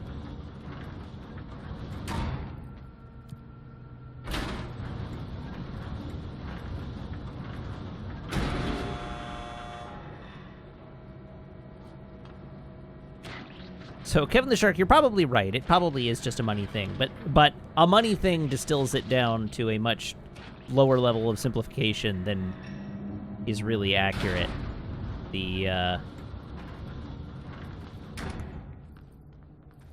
All things in video games are a balance of priority and resourcing and time.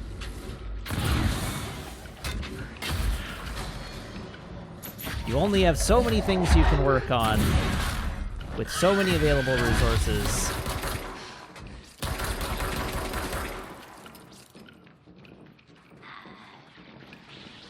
Where are you? What the hell?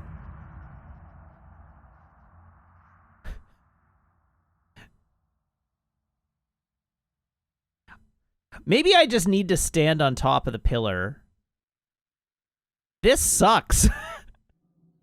Having to do this fight over and over again sucks. No, I don't have ability points. I'm also maxed out on Vit, so I can't put more in Vit.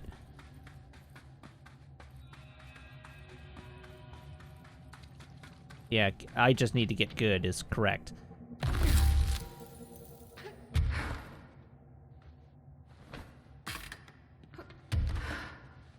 Anyhow, yes, money is a resource, as somebody in chat mentioned, but it's not the only resource. Or rather, it is the underlying, it is the sort of like underlying factor in all resources. Money drives money drives time, money drives people, like engineering power. Money drives priority.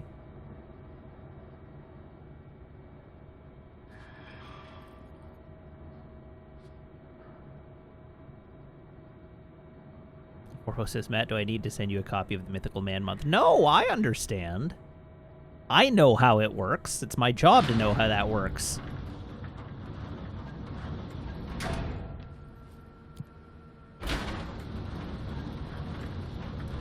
But anyhow, point being, if a progression blocking blug exists in the game more than a year after the game launches, without explanation, there's a reason for it. We just don't know what that reason is.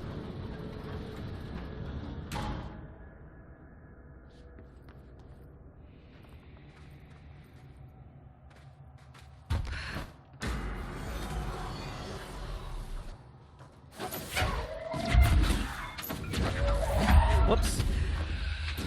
Not great.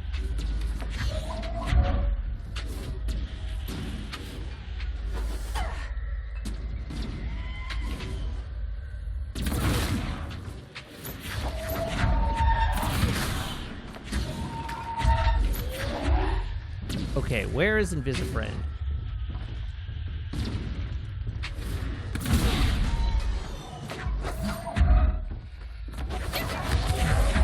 That's bad.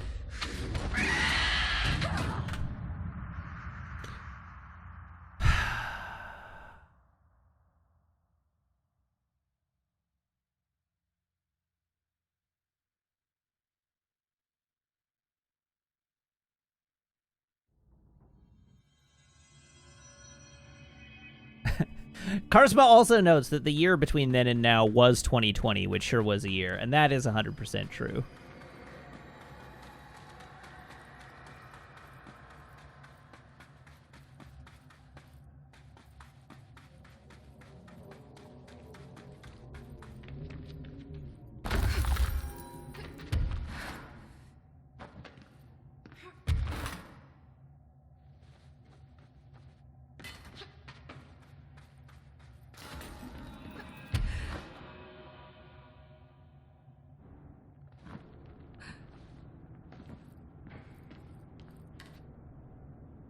just want to beat this fight and move on.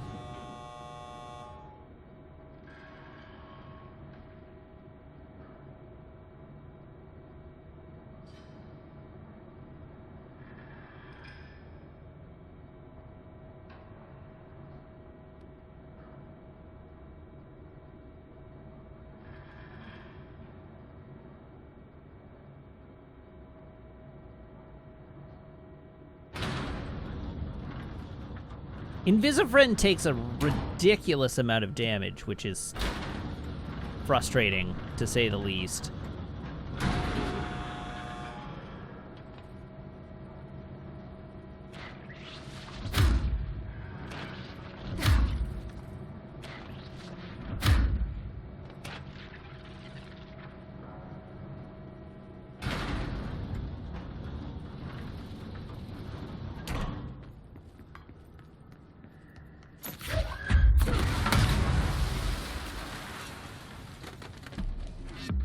Ha ha!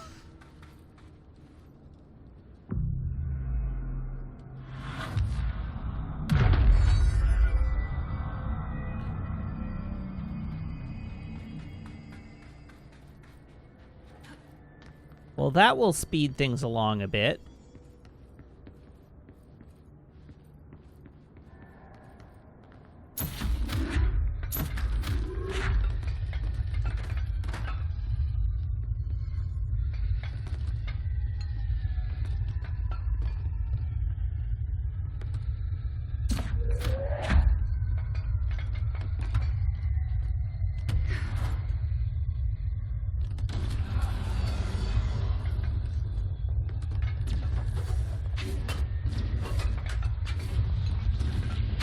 Where is Invisifriend?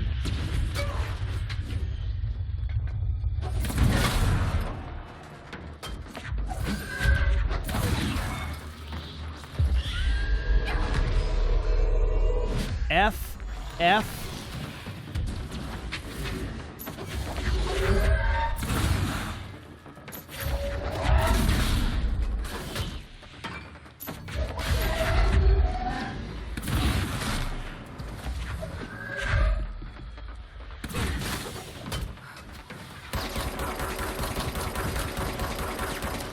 I have no concept of whether Invisifriend is still in the room or not.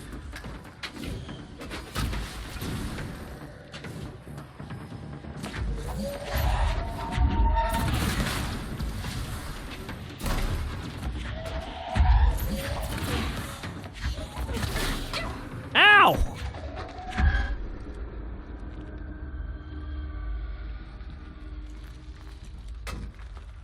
Oh, the doors are clear. Hooray!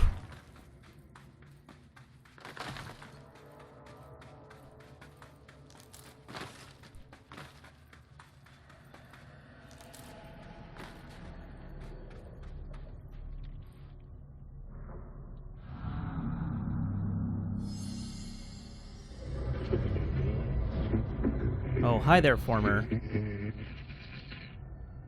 Is this the lock/key the board told me about? Good thing I found the control point on that attempt.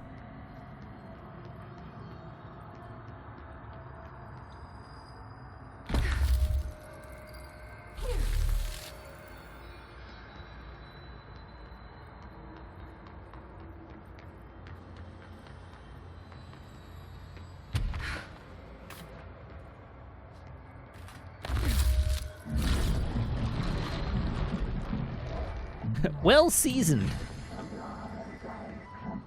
Just doing my job.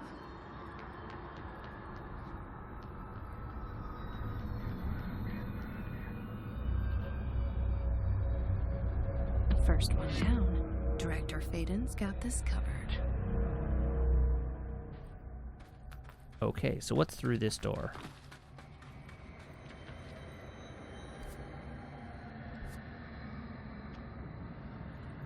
Ginormous pit. Here we come. That sure was a spike.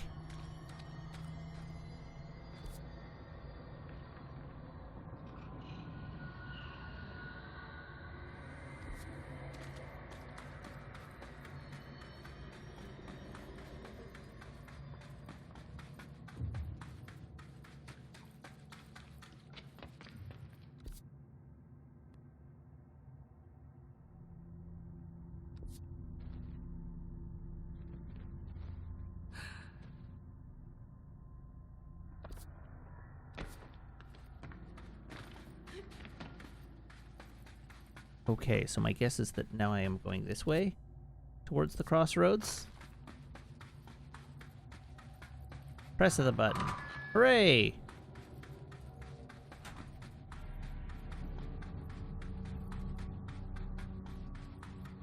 Steer clear of the explodey spores.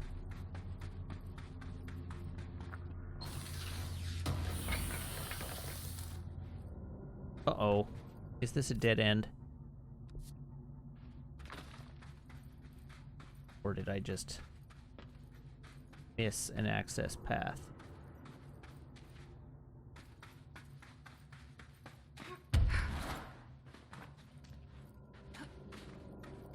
Wait, really? You can't go through there?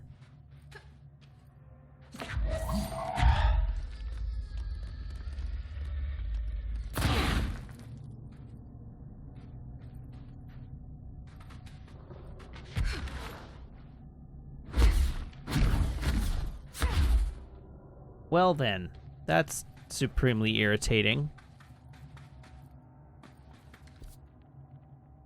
Invisible walls, hooray! The sign even said go this way.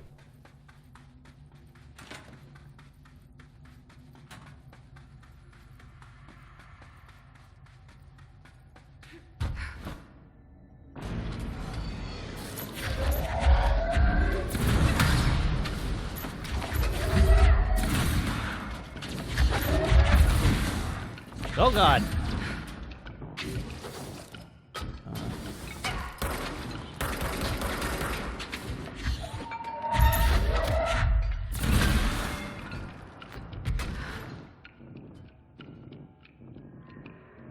I know there's more of you. I know you're not done with me yet. So where are you all?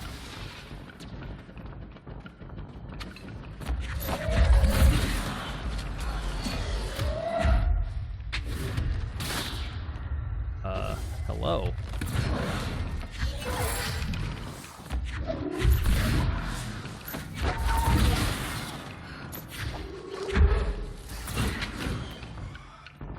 Good grief. Ow.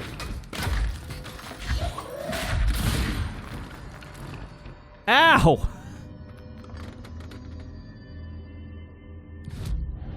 Ooh, ability points. All right.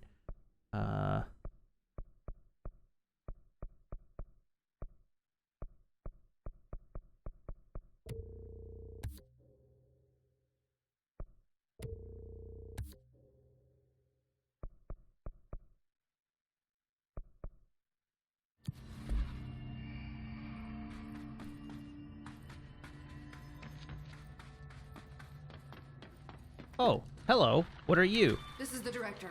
I need backup at my location.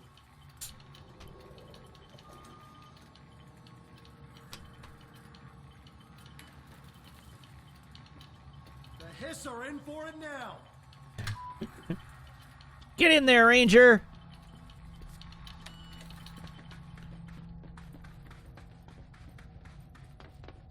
I didn't know I could do that. Yes, one backup, please.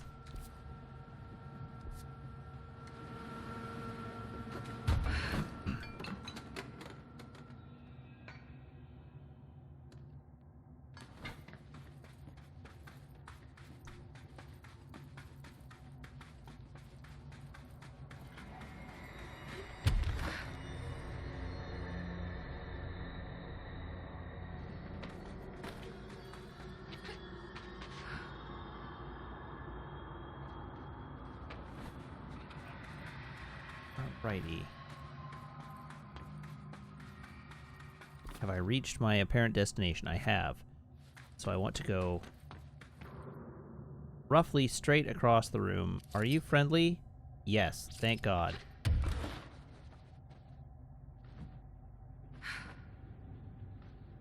Hey, Emily's here.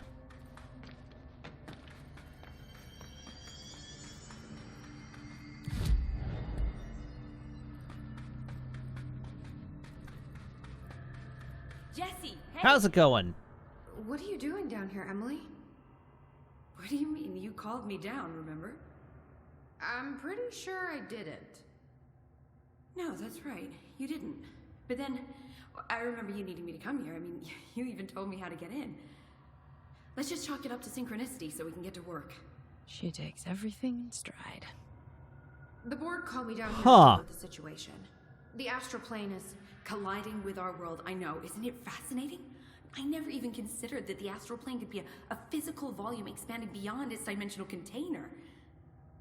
The bleed is localized to this area, but its growth rate seems steady. Given time, it will consume the entire Bureau, and possibly beyond. That's what I'm here to stop. The board told me to fix the nail over there by dismantling 4 locks in the astral plane. Funny, I think it's put itself back together a bit. So that could be due to the law of inverse exchange. For every associated component you remove, this nail reconstructs. Or possibly some variation of anti-sympathy. Don't worry, I'll look into it. Did you notice all the Bureau infrastructure? It looks like there was a research team stationed down here at some point. Do you think Darling knew about this? I put money on it. That reminds me, have you seen Marshall? She contacted me over the hotline, but then I saw her walking around. I haven't seen her. The hotline only connects to extraplanar entities. Or dead people. But Marshall's proved time and time again that she's a survivor. That's exactly what I thought. Anyway, I've been looking into the minerals growing down here. Have you noticed how they insist on maintaining a certain form? Maybe some sort of a state memory, or they consciously prefer a certain shape? I think we're on a clock here, Emily. I need to stop the astral bleeding before it brings the oldest house down. See what you can find out from the nail in the meantime. And send out some rangers to look for Marshall. She may be in trouble. Will do, Jesse. If you see anything interesting, remember to take detailed notes. Will do. All What the is tests I run this? on the nail keep coming back as nonsense. And a couple of my instruments have already broken. Talk to Pope. All right. Jesse, you're back. So did you find anything noteworthy? The original Bureau expedition down here left so much interesting stuff behind. Like their ID cards. I picked up a weird one. It's pretty old. Oh wow, look at that. Yeah, I found a few ID cards myself. Or, more accurately, the Rangers found them for me. Are you starting a collection? I'm going for the whole set. I kid, of course. But I suppose they are sort of like baseball cards, except for Bureau stuff from the 60s. Hey, the one you found is different than mine. It looks like it's a higher clearance level. A rare one, then. Want to keep it, Emily? Mythic rare. Yeah, I absolutely do. But I think you should hang on to it for now. High clearance access might come in handy. Sounds like you have something in mind. Guilty. See, I've been going through Dr. Ash's notes, or the ones I can find, anyway. Like Darling, he seemed to enjoy hiding his most relevant research. From what I gather, there is another floor beneath the warehouse with a special lab that requires 5 high-level staff members just to access. Here, take this. It's an old skeleton key. Something else the Rangers found. I give them $5 for every useful trinket they bring me. I'm gonna assume this key is my ticket to that lower floor. And that super secret lab you mentioned. Bingo bango, as Dr. Darling used to say. Well, keep your eyes peeled for more ID cards around the warehouse. If Ash's notes are reliable, and I'm sure they are, then 5 is the magic number. All right. Find 5 ID cards. And we have found 2. All the tests I run on the nail keep coming back as nonsense. And a couple of my instruments have already broken. So the conversations are bothering me a little bit today. And the reason for it is I think and this is probably typical of the DLC, but I think the lip sync on the animations is not quite as good as it was in the main game. Which makes sense. Consequence of time and actor availability and cost and so on, but it's a little bit unsettling. Their mouths always seemed very open. The other thing is, Just in terms of like how the models are put together, their teeth look like they're at like this angle. They're like the teeth are like this. Their underbite feels like way set back and also angled incorrectly. Like it's super weird.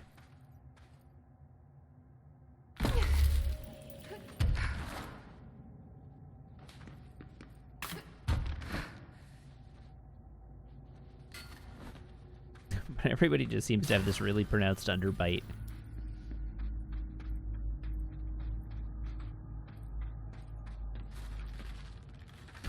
Ah, here we have toxic geysers.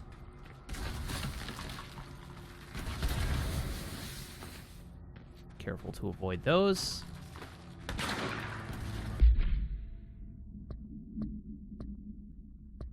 I'm going to set my mission back to the actual mission.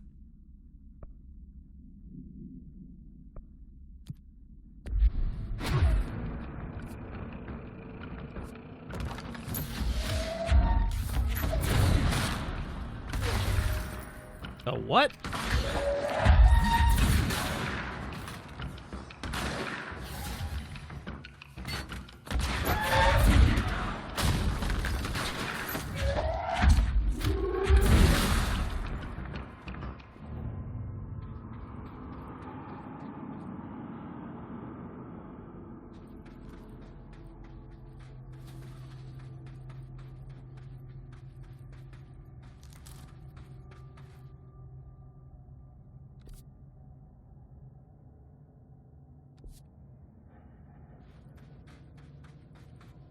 Uh-oh.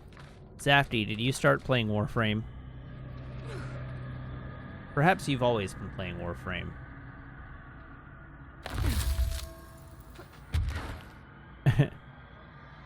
Raymond Damon says, "Oh neat, Build-A-Bunker. Yeah, welcome to the Build-A-Bunker workshop."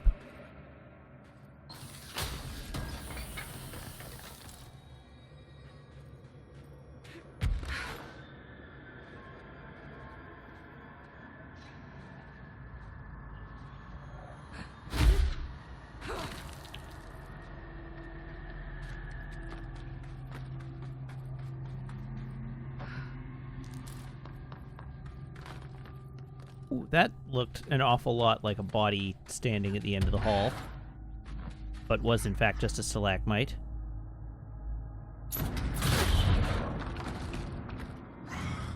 Ooh! A fancy new level of mod. Hello. A level 6 mod.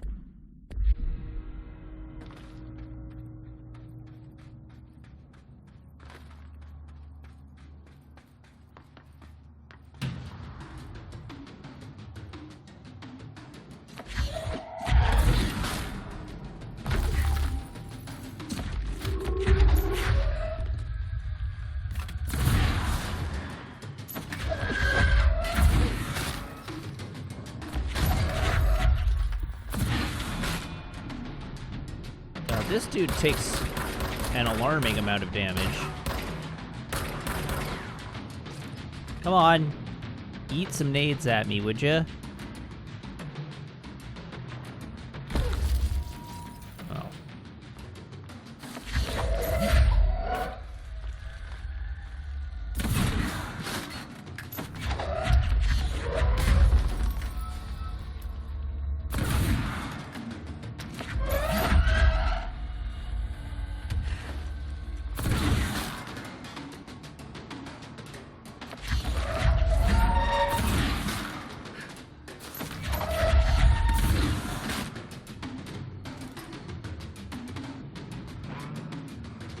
Oh. Oh. Oh, come on. There we go.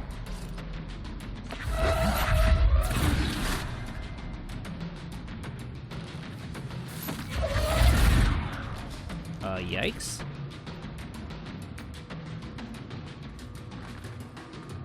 Alright, I hear more enemies, but I do not see more enemies.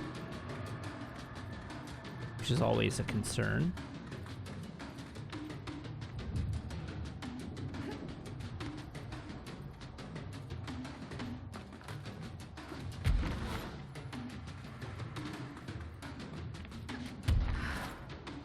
Why for does the game insist there's someone here to attack me?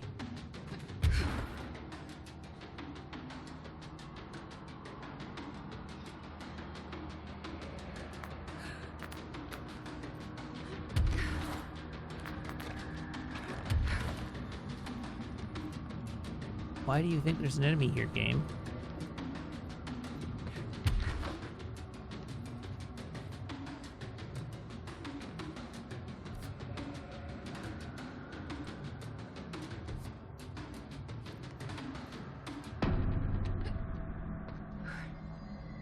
There we go. The music finally got the memo. This area looks newer. Is it from the upper floors? Ah! Rude.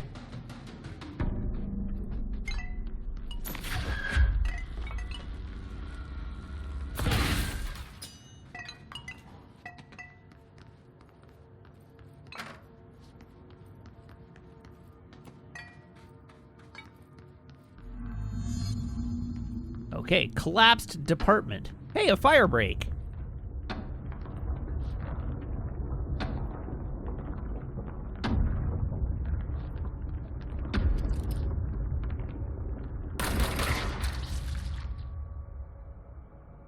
Made a real good squidgy sound, didn't it? There's something behind that hiss barrier.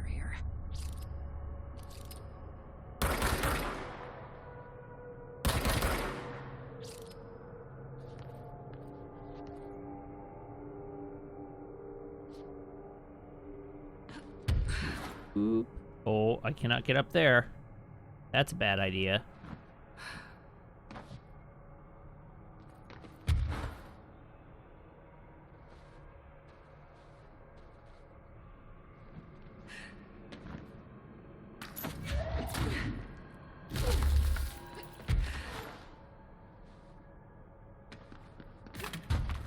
Okay, and up.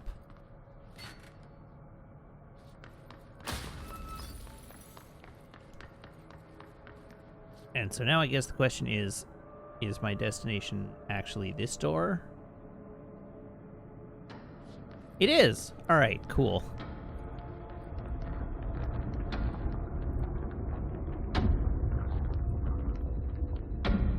Data entry and filing. This way.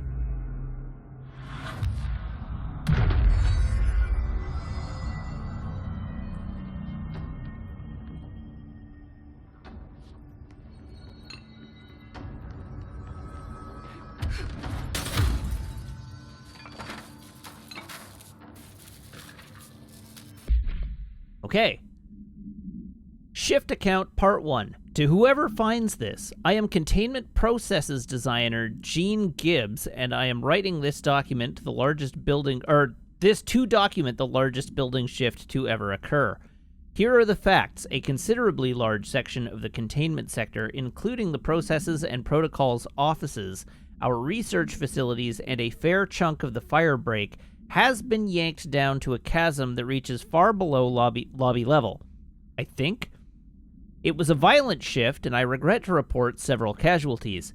Injuries were sustained by all, but many of us, myself included, are still mobile. We've set up a base camp and started triaging. There are little supplies. We explored our surroundings and found caverns of all things.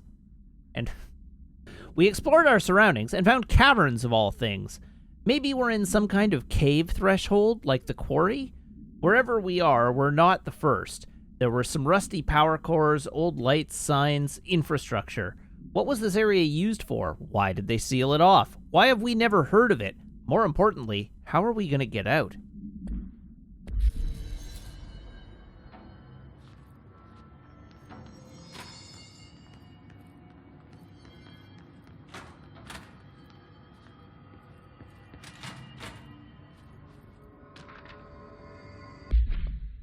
All right, the Kiev AWE-37.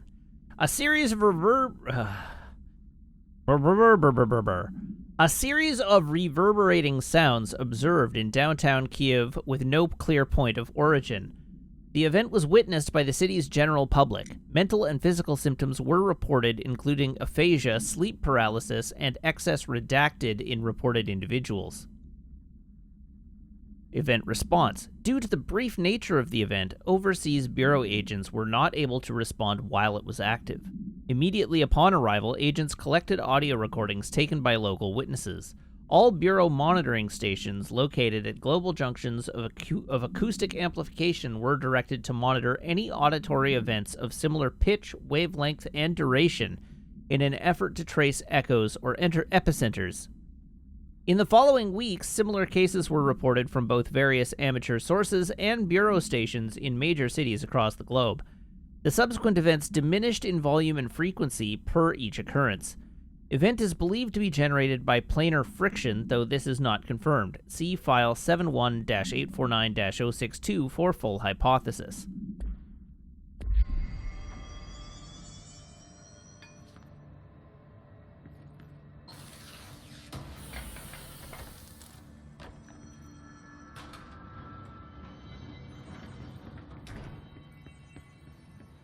Send backup. Send a ranger to my location. Nice Ah! to see a director out in the field. Good work, soldier. Your report time was incredibly admirable.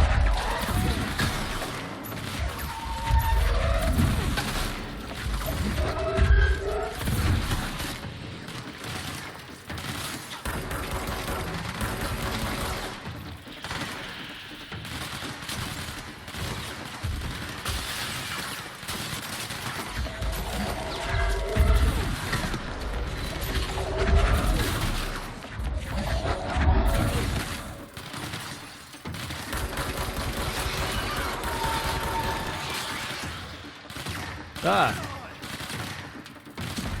Very angry door.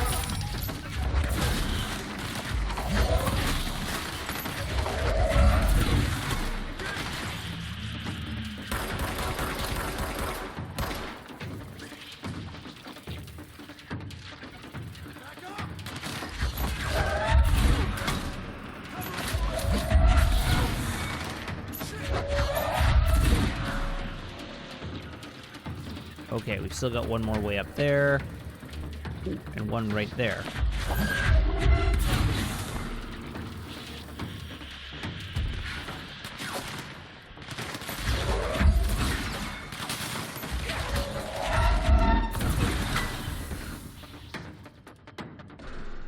Okay, got him. Hey, and Ranger Friend is still alive. That's nice. Ooh.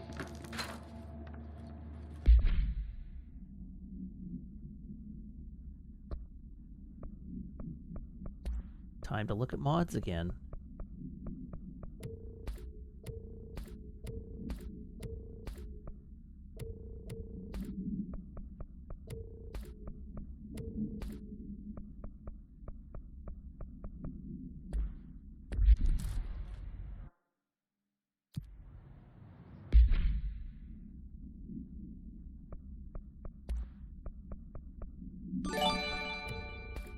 My friend Angela has subscribed now for 7 months. Thank you, Angela. How are you this evening?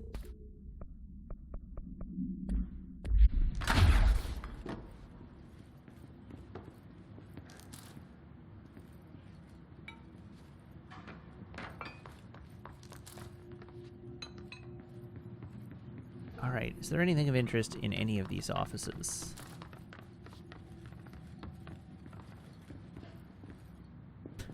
Ranger is like right on my tail. Which, good, that's what he's paid to be, but still. Nothing in there. The room is just very dark. How is throwing people with my mind? It's fun.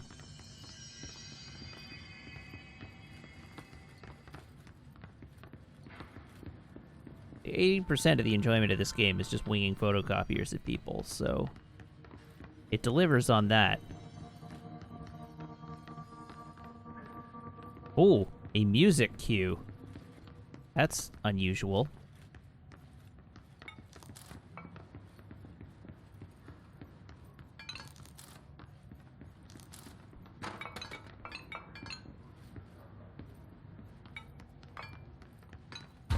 Alright, second floor.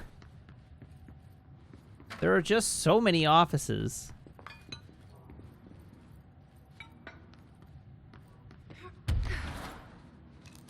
Don't mind if I do on that ammo mod.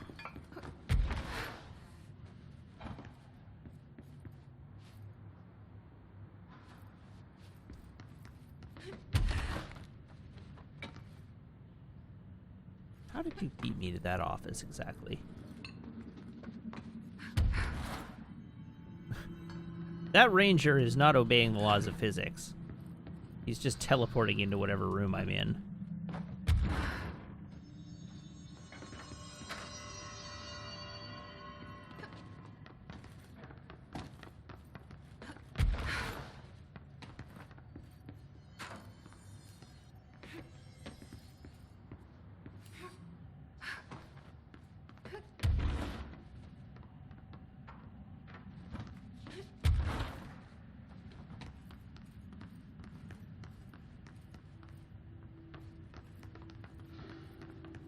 Okay, granted, I'm not really obeying the laws of physics either, but at least I'm not randomly teleporting into rooms. I'm flying with continuity of motion.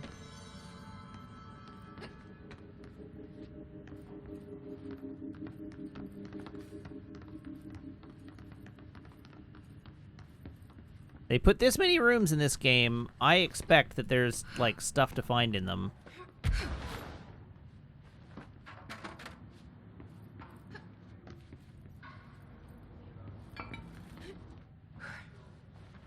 Why even put this many rooms in a game if you're not going to put stuff in them?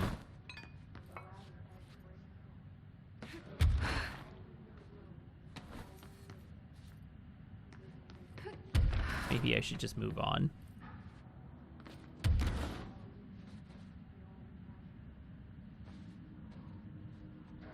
That seems promising. There we go. Ooh, bathrooms. Someone call a plumber. Glad no one was around to hear that.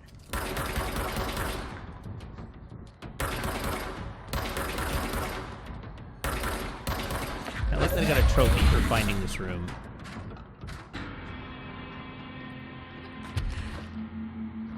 Whew. Close. Far too close.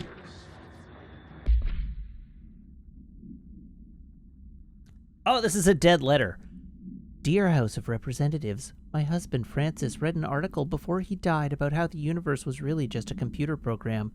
He believed it. I thought it sounded silly, but now I think he was right. Francis was hit by a car a few months ago. A drunk driver. I don't think it was supposed to happen. My neighbor's son Jeremy broke one of our windows with a football a week before Francis died. Francis yelled at Jeremy for it. He was a bit harsh. This is important because I see Jeremy on his computer through their living room window. He's on it all the time. His mother says he's a computer whiz. I think Jeremy is operating the computer program, and he changed the universe so that driver would hit Francis. He did it to get back at Francis for yelling at him. Is there a way to change the computer and make Francis come back? I have some money if it's expensive. I don't know how these things work. I don't care if Jeremy gets in trouble or not. I just want Francis to come home. Francis and I were very happy together. I can feel him not being here, and I know it's not right. Sincerely, Stephanie Miller.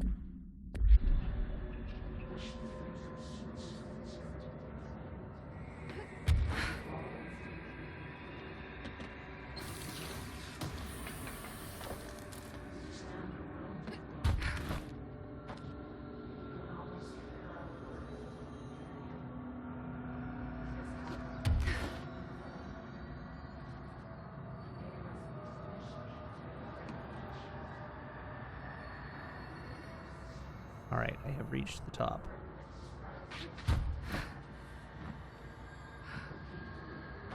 Ah!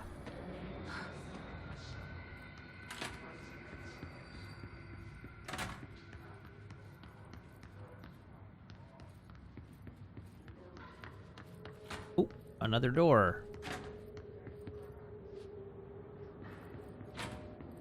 What a fancy phone. I'm impressed it has power.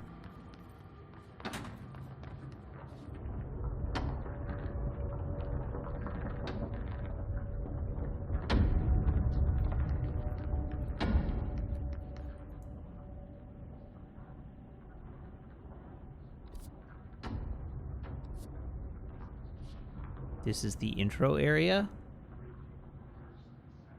No, it is not the intro area. It's just similar to...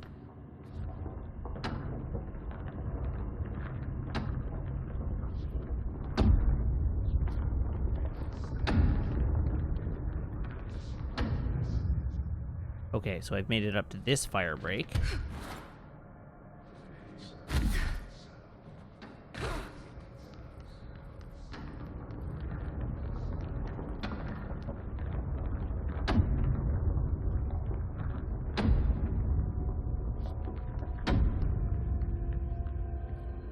Okay, evaluation hall. Let's poke around in here. Bathroom. Bathroom.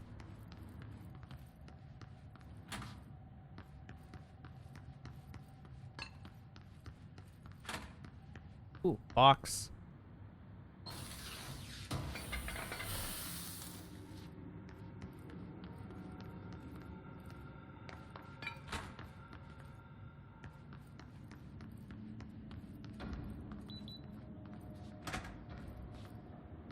They set off the metal detector again.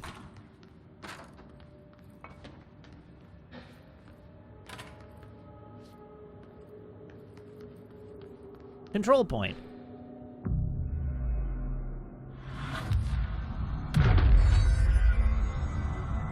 Shelter room. Oh dear.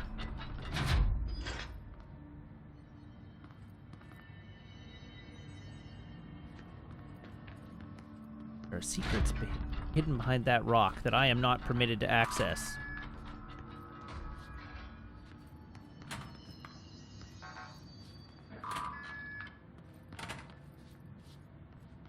But this box I can have.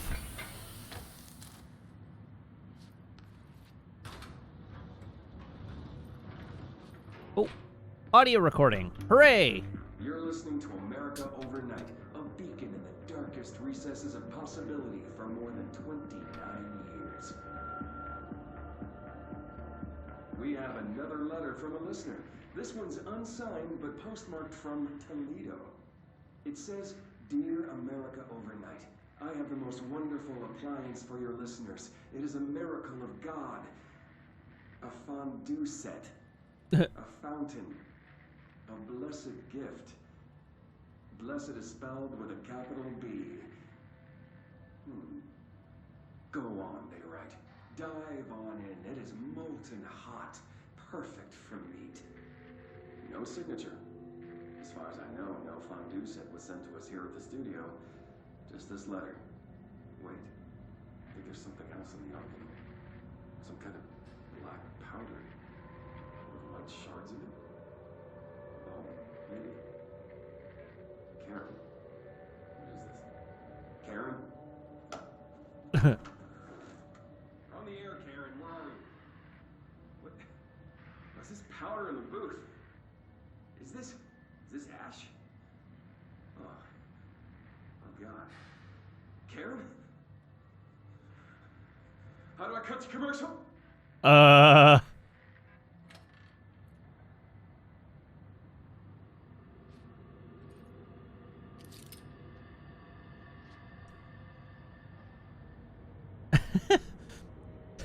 One, speak in moderate volume. This is the Code of Conduct, Office Rules Code of Conduct. 1. Speak in moderate volume. 2. No personal calls. 3. No food or drink around bureau documents or in the copy room.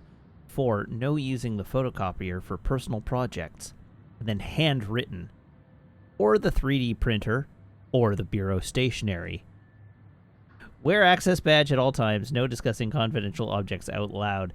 The one to finish the coffee pot makes a new one.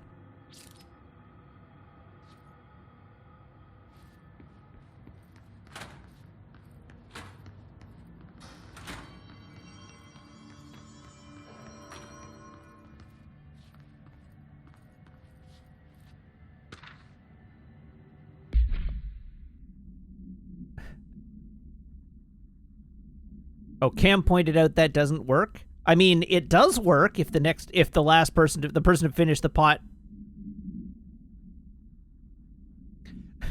It depends on the office culture you instill. If you instill an office culture full of assholes, yeah, then it leaves you with a half cup of burned coffee on the bottom of the pot.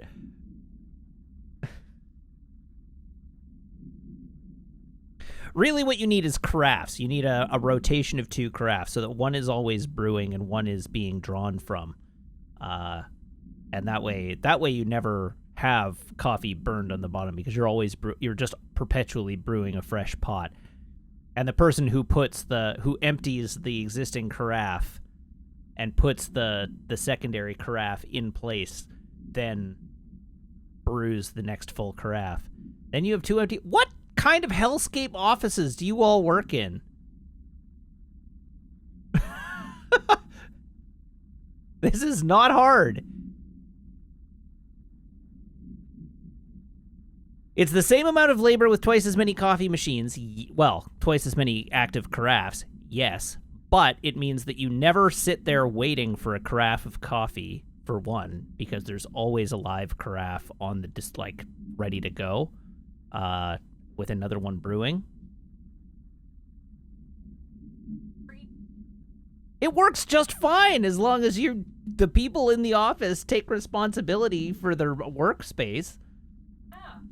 Which is a thing, which is a cultural thing you can instill.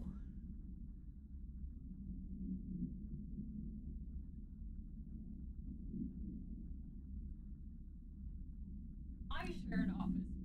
Never makes Rude. Tiamori says Matt is living in a dream world. I have worked in an office and this works just fine. Like, occasionally, somebody will not brew a pot of coffee, but, like, easily 8 out of 10 times, it's fine. There's no problem.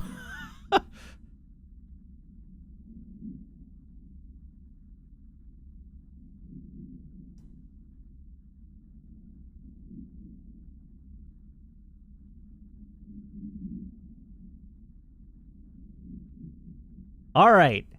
Shift account, part 2. Gibbs reporting in. It has been 8 days since the collapse and still no sign of any rescue efforts. The Bureau is either completely unaware of our situation or are incapable of helping us. Or maybe it's intentional. How many times have we seen the Bureau not give 2 redacteds about its own hardworking staff when they go missing in this place? How many times did we let it slide thinking, oh, at least it wasn't me? Too many, I'm ashamed to admit. Anyway, there have been some developments. Strange crystals have begun growing through the walls. They seem to block some corridors, but not others. The path to the caves is always left open, but we're not sure why. Luckily, the crystals keep out the astral spike. One's been hounding us for days. John, Nicolay, and Sarah went to find a radio, but never came back. We think the spike got them. I think it's hunting us. Doug says spikes only exist in the astral plane, so what the F is it doing here? If we get out of here, I'm hiring a lawyer. These are unsuitable working conditions.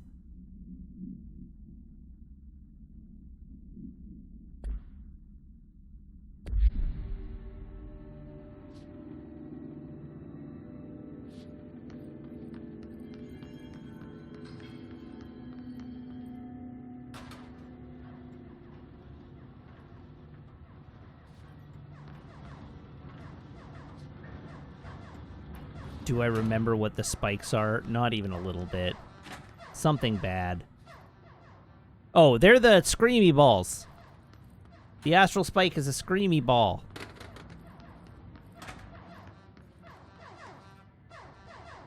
That seems not good. Warning. Altered item detected in Transport Bay. Access is prohibited per Safety Regulation 18.A.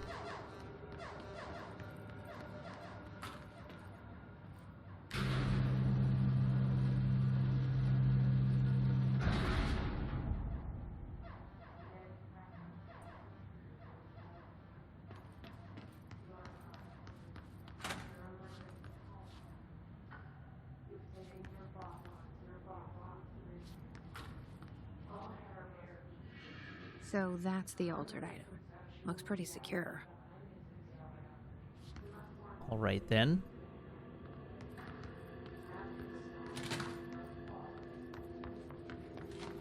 Before I do anything, let's explore.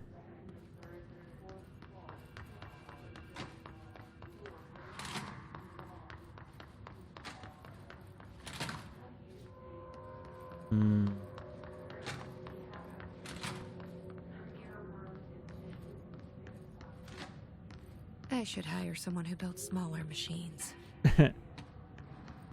All right, so there are power converters inside there.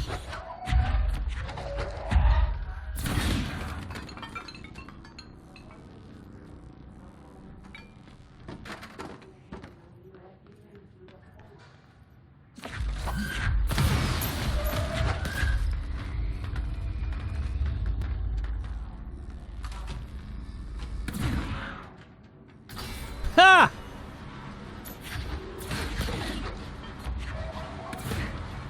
Sick.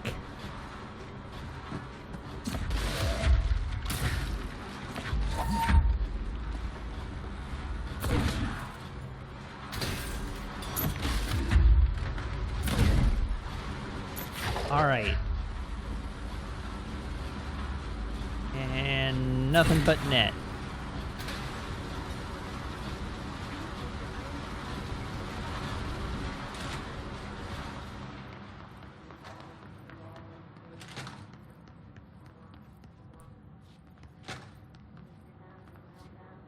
Altered item transport in progress. Please stand back from the platform.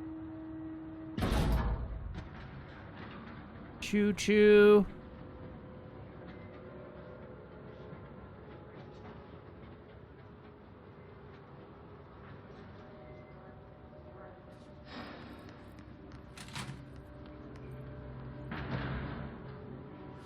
Right, and now I guess I can access that zone.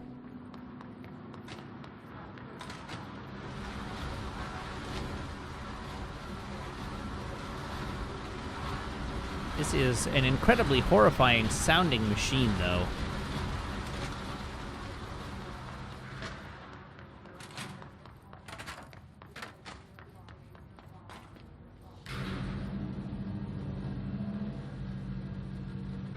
All right, let's go open the door.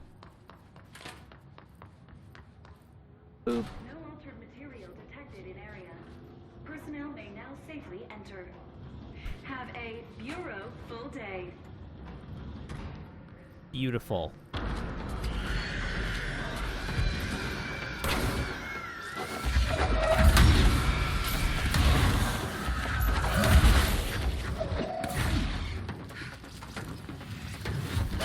Ow! Ow! Extremely ow.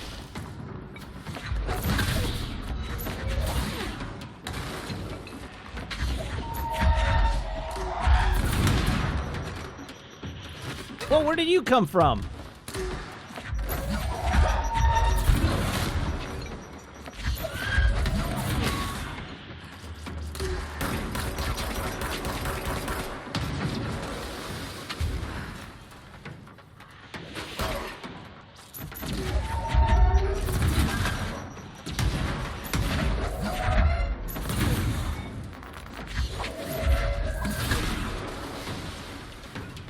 Whee!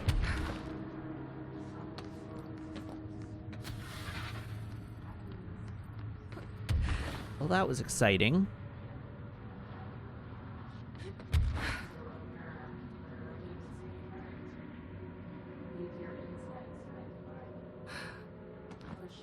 So, now the question is, what is my purpose in this room?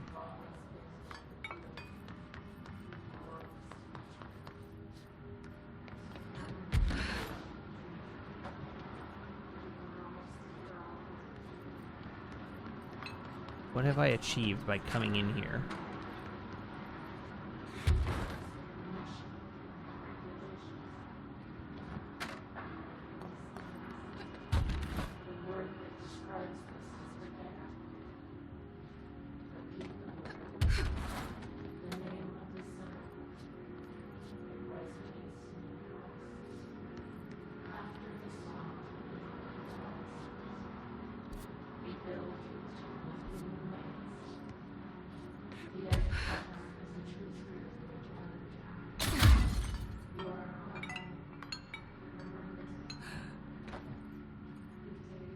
Okay. And there's my locked door. Shortcut opened.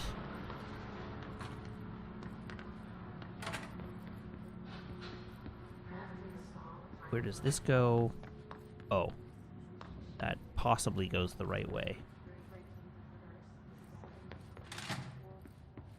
But then this also possibly goes. Now, do we want to take a bet on how likely there is to be a mold monster in that elevator?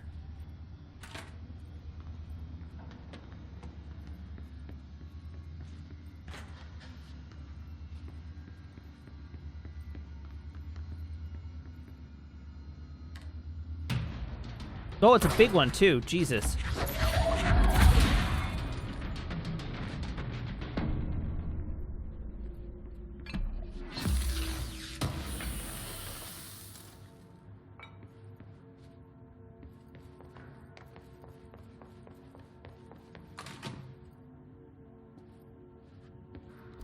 Okay, now where am I relative to where I want to be?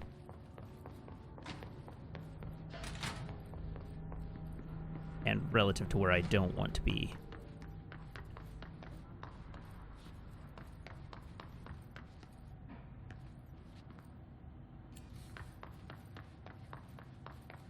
Properly trained. Guess I pass. I am very properly trained. Okay, where...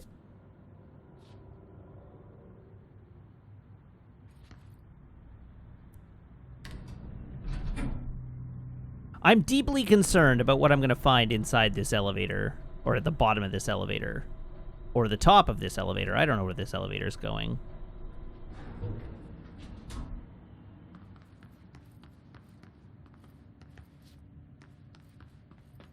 Hello there, altered item. I remember that camera. How the hell did it get out? Are they his shooting movies now?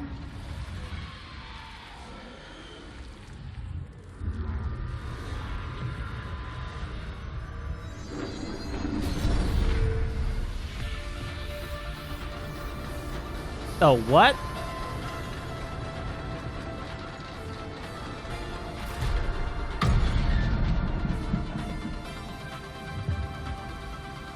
Jesse Faden starring in Swift Platform. After that camera! And step on it!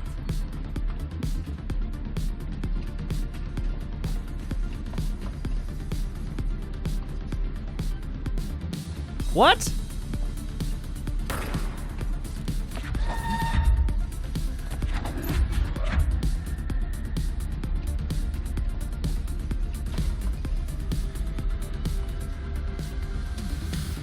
Oh, God.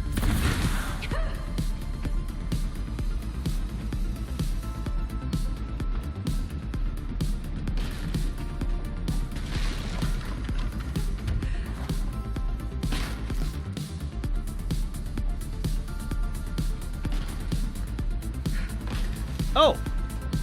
The platform changes sides with me. Okay, that's exciting. Ow.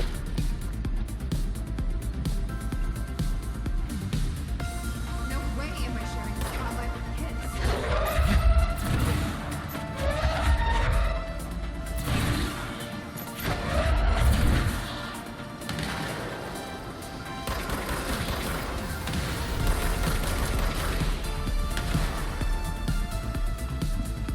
Oh, there's two platforms. Okay. Ah, so there is.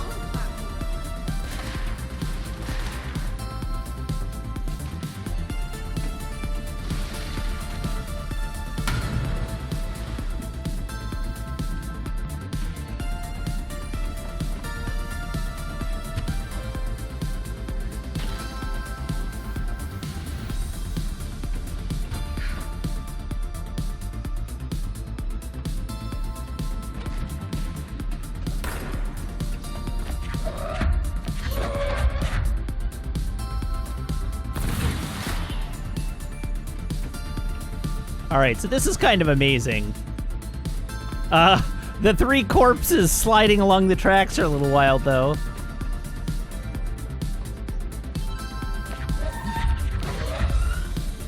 Thought you could lose me, huh?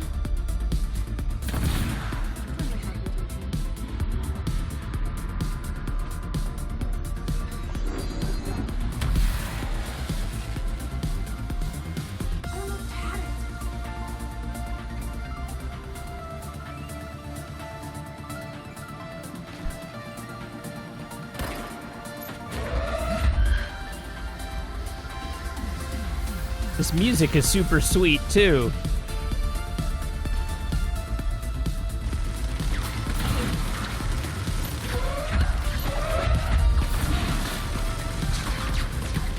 You're too tall for this ride. Oh, no!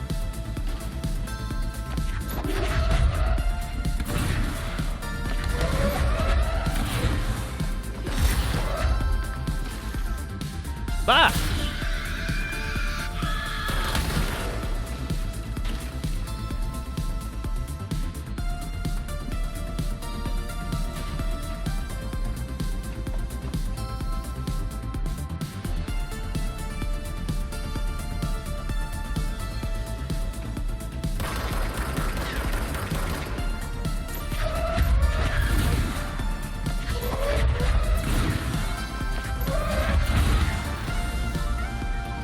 The third act villain.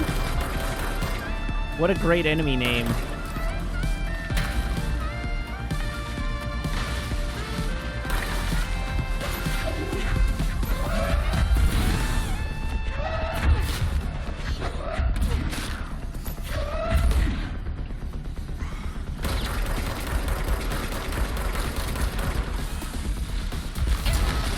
Ow!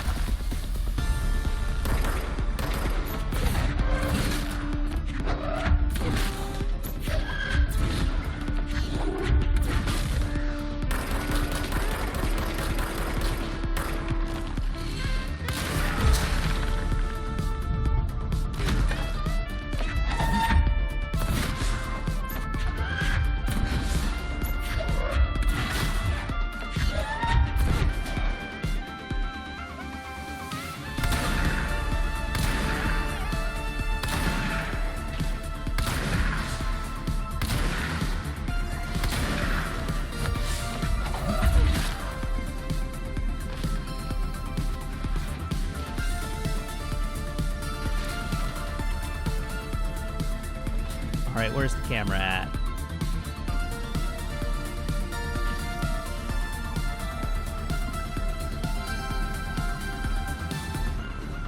Oh, there it is. Hey, buddy.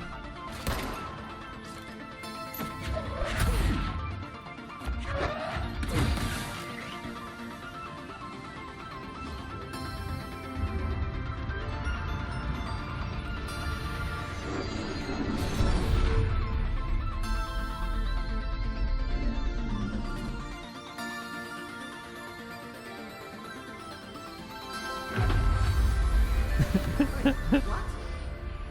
We're back. All right, that was hilarious. That was super good. Hello, Foxmar. Hello, Raiders. How are you? How was Destiny this evening?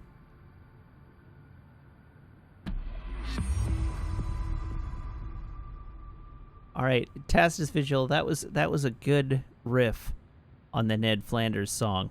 I approve. Well done.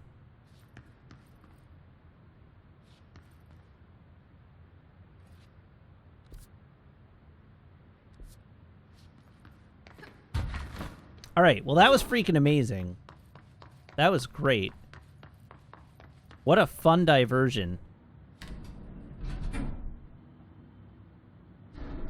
All right, welcome, Raiders.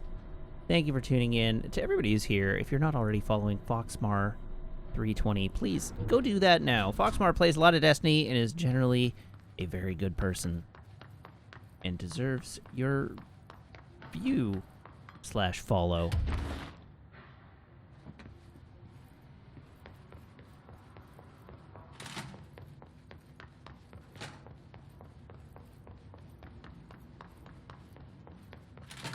All right, now I'm here. Kablooey. Windows can't stop me. Movie camera supplement. Here we go. Action Max camera, AI 80-UE. Background: the item first came to the Bureau's attention after a hospitalized mailman from redacted Arkansas claimed his injuries had been caused by a movie camera.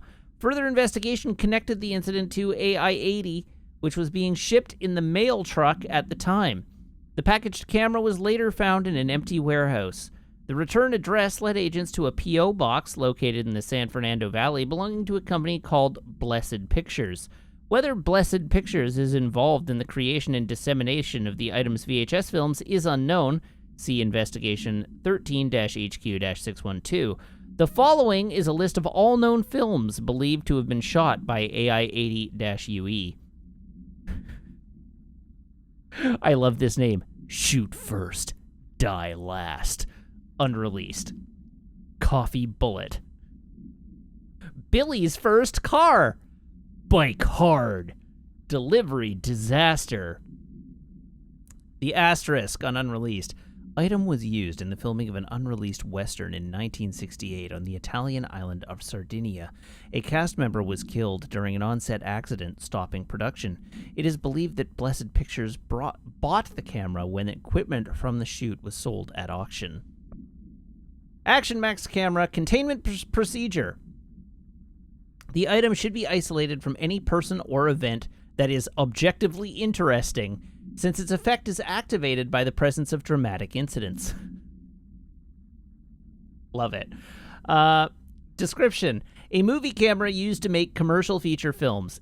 Internal mechanisms are unremarkable. Subjects near the item will often experience a torqued version of reality, resembling the heightened drama and action of a movie. Whether these events are localized in alternate realities or products of hallucination is currently unknown. Additionally, the item seems to record footage from these incidents and creates VHS copies, edited in the style of short films. This is clearly a film camera. How is it spitting out VHS copies of what it films?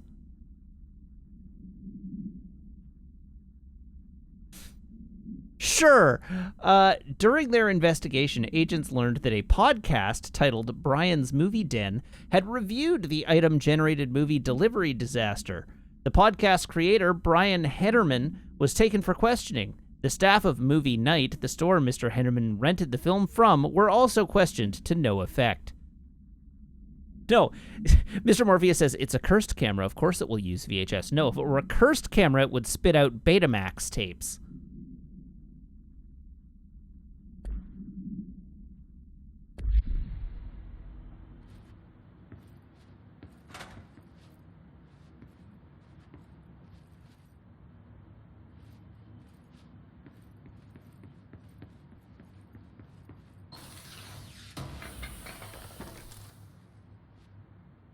Laserdisc.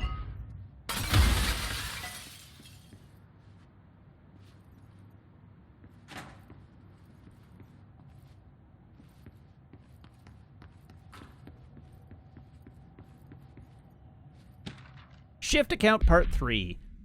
It's clear no one's coming. We're running out of ideas and supplies. We tried going into the caves to find anything edible, but all we found were noxious gases and endless pits. The crystals only let us go one way, even though we could see the caves branched out. We did find some weird spiky pillar. I only got a glimpse of it before the astral spikes attacked. There were a few of them this time. We lost a lot of people. There's only 6 of us left. We didn't ask for this. I didn't ask for this. We didn't want to come down here. I'm convinced something brought us here. The others say I'm going nuts, but it's clear this was no house shift. Shifts slide a bathroom a sector over or rotate a hallway. They don't drop full divisions into some caves. We were brought here, I know it. But for what? Why tear us away from our lives just to torture us?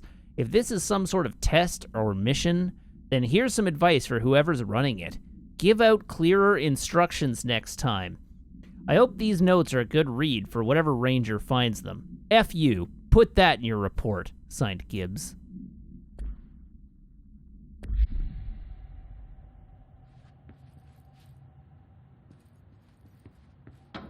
All right, we made it to a fire break. Yay!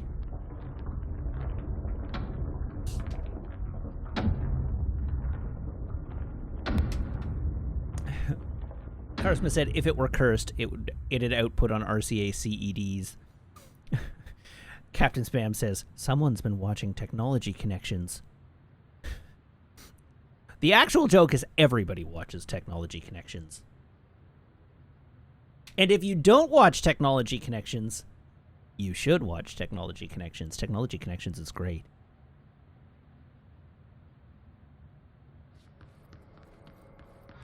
worst I've ever seen. Is take the name. I snuck into the Foundation through a back door I know. Had to get ahead of the hiss. Just a matter of bypassing the ritual protections. Luckily, the board's as distracted as the rest of the Bureau.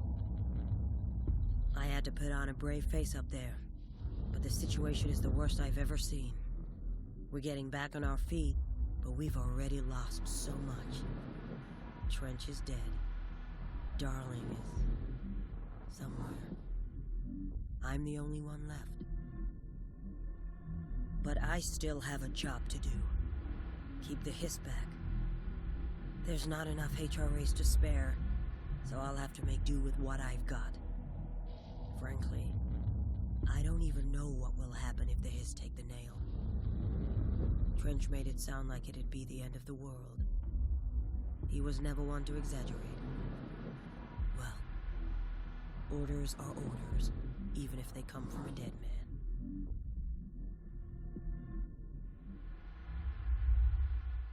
All right. Delightful. End of the world. So I can't let the hiss take the nail. Not a problem. I know how to handle them. Hey!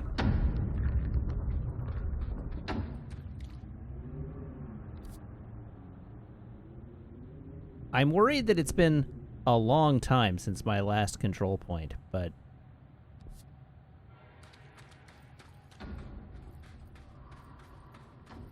well, here we go anyhow.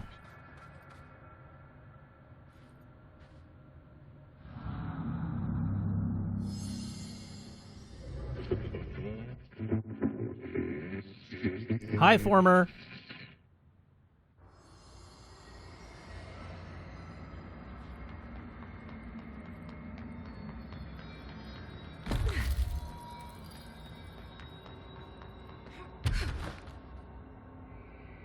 Looking creepy as ever, I see.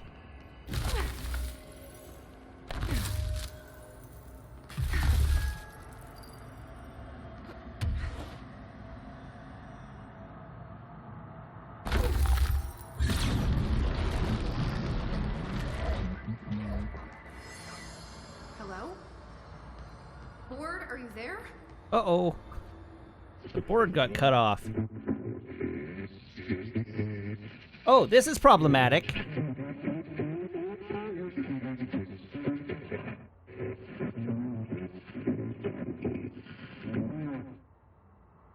Okay, what the hell is going on? Wait, I'm back here? Wait, Former's on my side now? Uh-oh.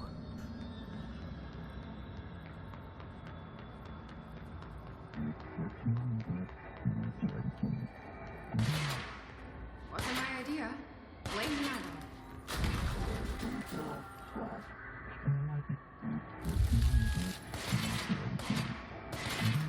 Former.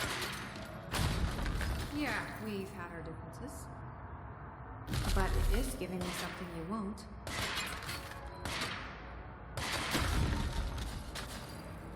Well, let's piss off the board.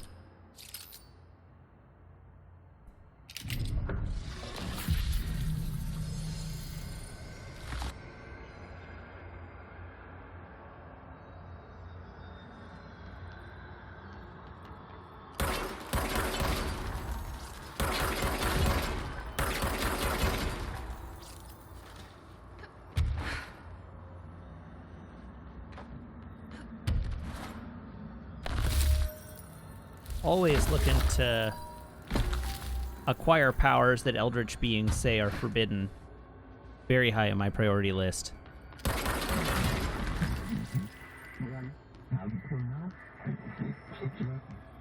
don't like you deciding what I can't have.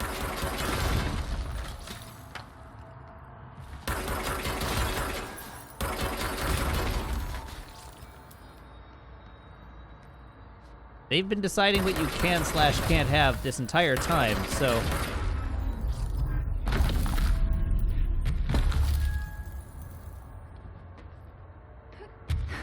getting a little sassy. In a way that definitely won't blow up in our face.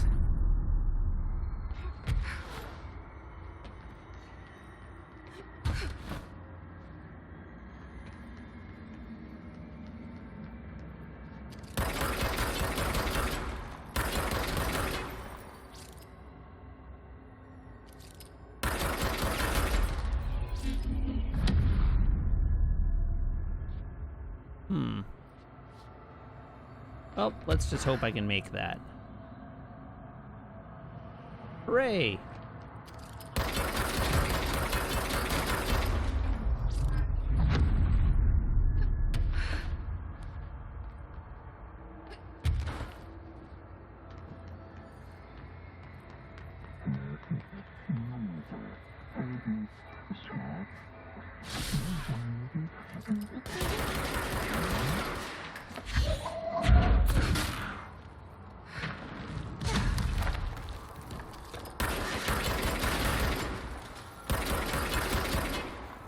Oh dear. Going up.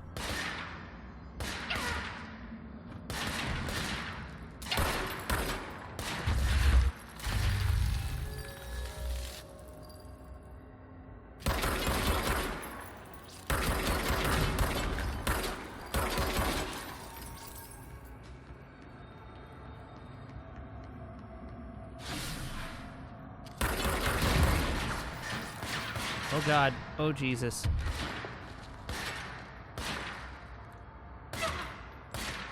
Where's my actual destination here? Bye!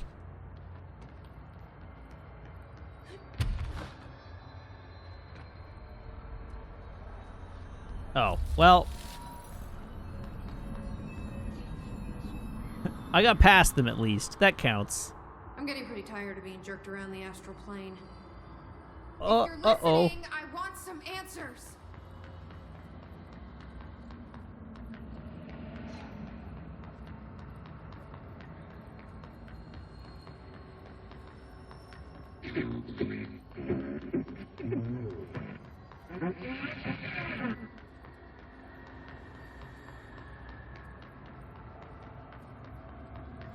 Yeah, this all seems great.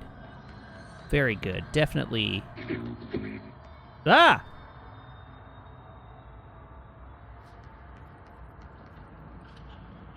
Hi there. It was nice of you to give me something the board wouldn't. What are you getting out of it? So I'm just supposed to believe you're a particularly charitable, whatever you are?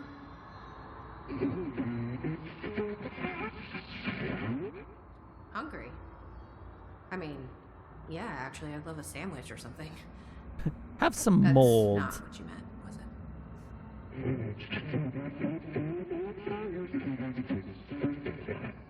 Are you part of the board? Or used to be?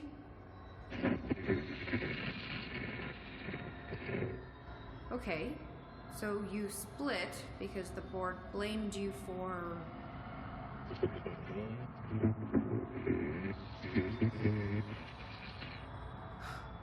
Gotta be easier to play charades. Do I need to rescue someone?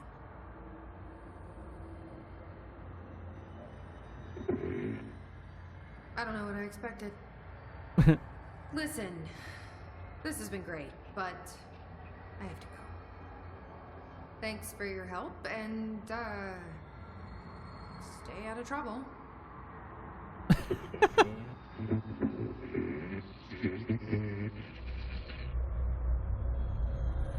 What was Former trying to tell me about the board? Should I trust either of them? Okay, well now I can break shards as well as make shards. So that's exciting.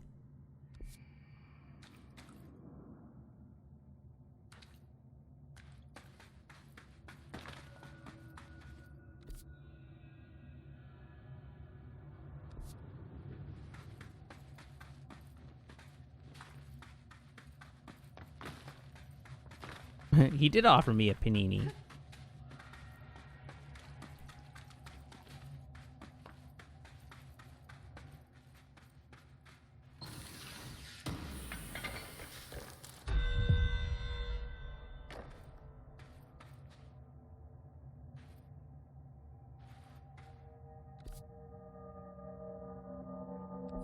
Okay, so down there is the path into the fractured cavern.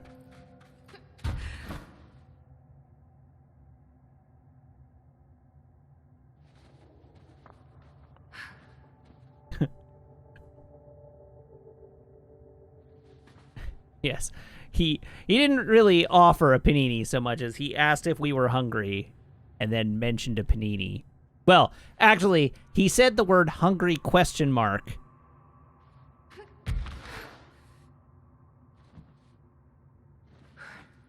And then said the word panini.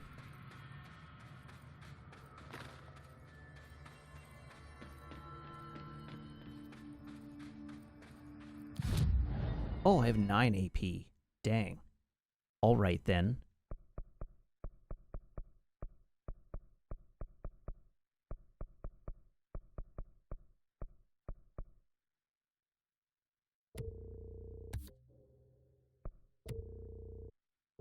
Go all in on stronger shields.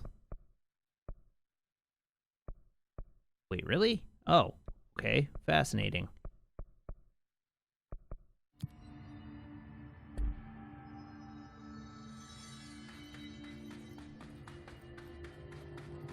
You are talkable, but you don't actually have a mission for me.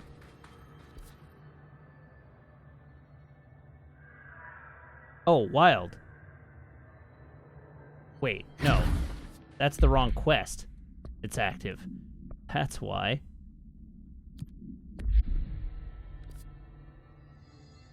Alright, research site Gamma is way down there.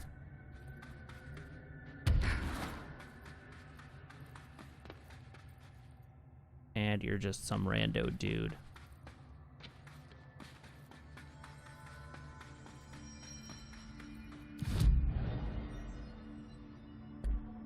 Cool. Well, I'm actually going to call it there for this evening. I know I would normally go another half hour or so, but or more, but I have been feeling a little tired today, so I'm going to call it there. That leaves us with a good amount of story left to do, and we're in a lull right now, so this seems like a good break point. Thank you very much to everybody who tuned in this evening. Thank you to everybody who subscribes, everybody who follows, everybody who cheers, everybody who chats, and everybody who hangs out and lurks. It is a genuine thrill to stream for you each and every day, and I hope you have as much fun watching as I do playing. I will be back tomorrow, 6:30 p.m. Pacific Standard Time here on twitch.tv/Wiggins. We will play more of Control's Foundation DLC, I guess, and see how far we get. Hopefully we can polish off Foundation tomorrow night. In the meantime, until tomorrow, you can follow me on Twitter at twitter.com/Matt_LRR. You can check out the VODs over on YouTube, which I have linked for you in chat. Sniper Pumpkin says, you're at about the midpoint. You can join the Discord if you're a subscriber to this channel by making sure that your Twitch account and your Discord account are linked in Discord's back end. And, of course, you can follow me on Letterboxd at Matt_LRR or on Instagram at Wiggins_TV for my film diary and photos and jazz. That is it for this evening. I think James and Funko are playing Tarkov this evening, so let's fire up a raid. Everybody hop aboard this raid train. I will see you back here tomorrow. And until then, I hope you have a great night. So long.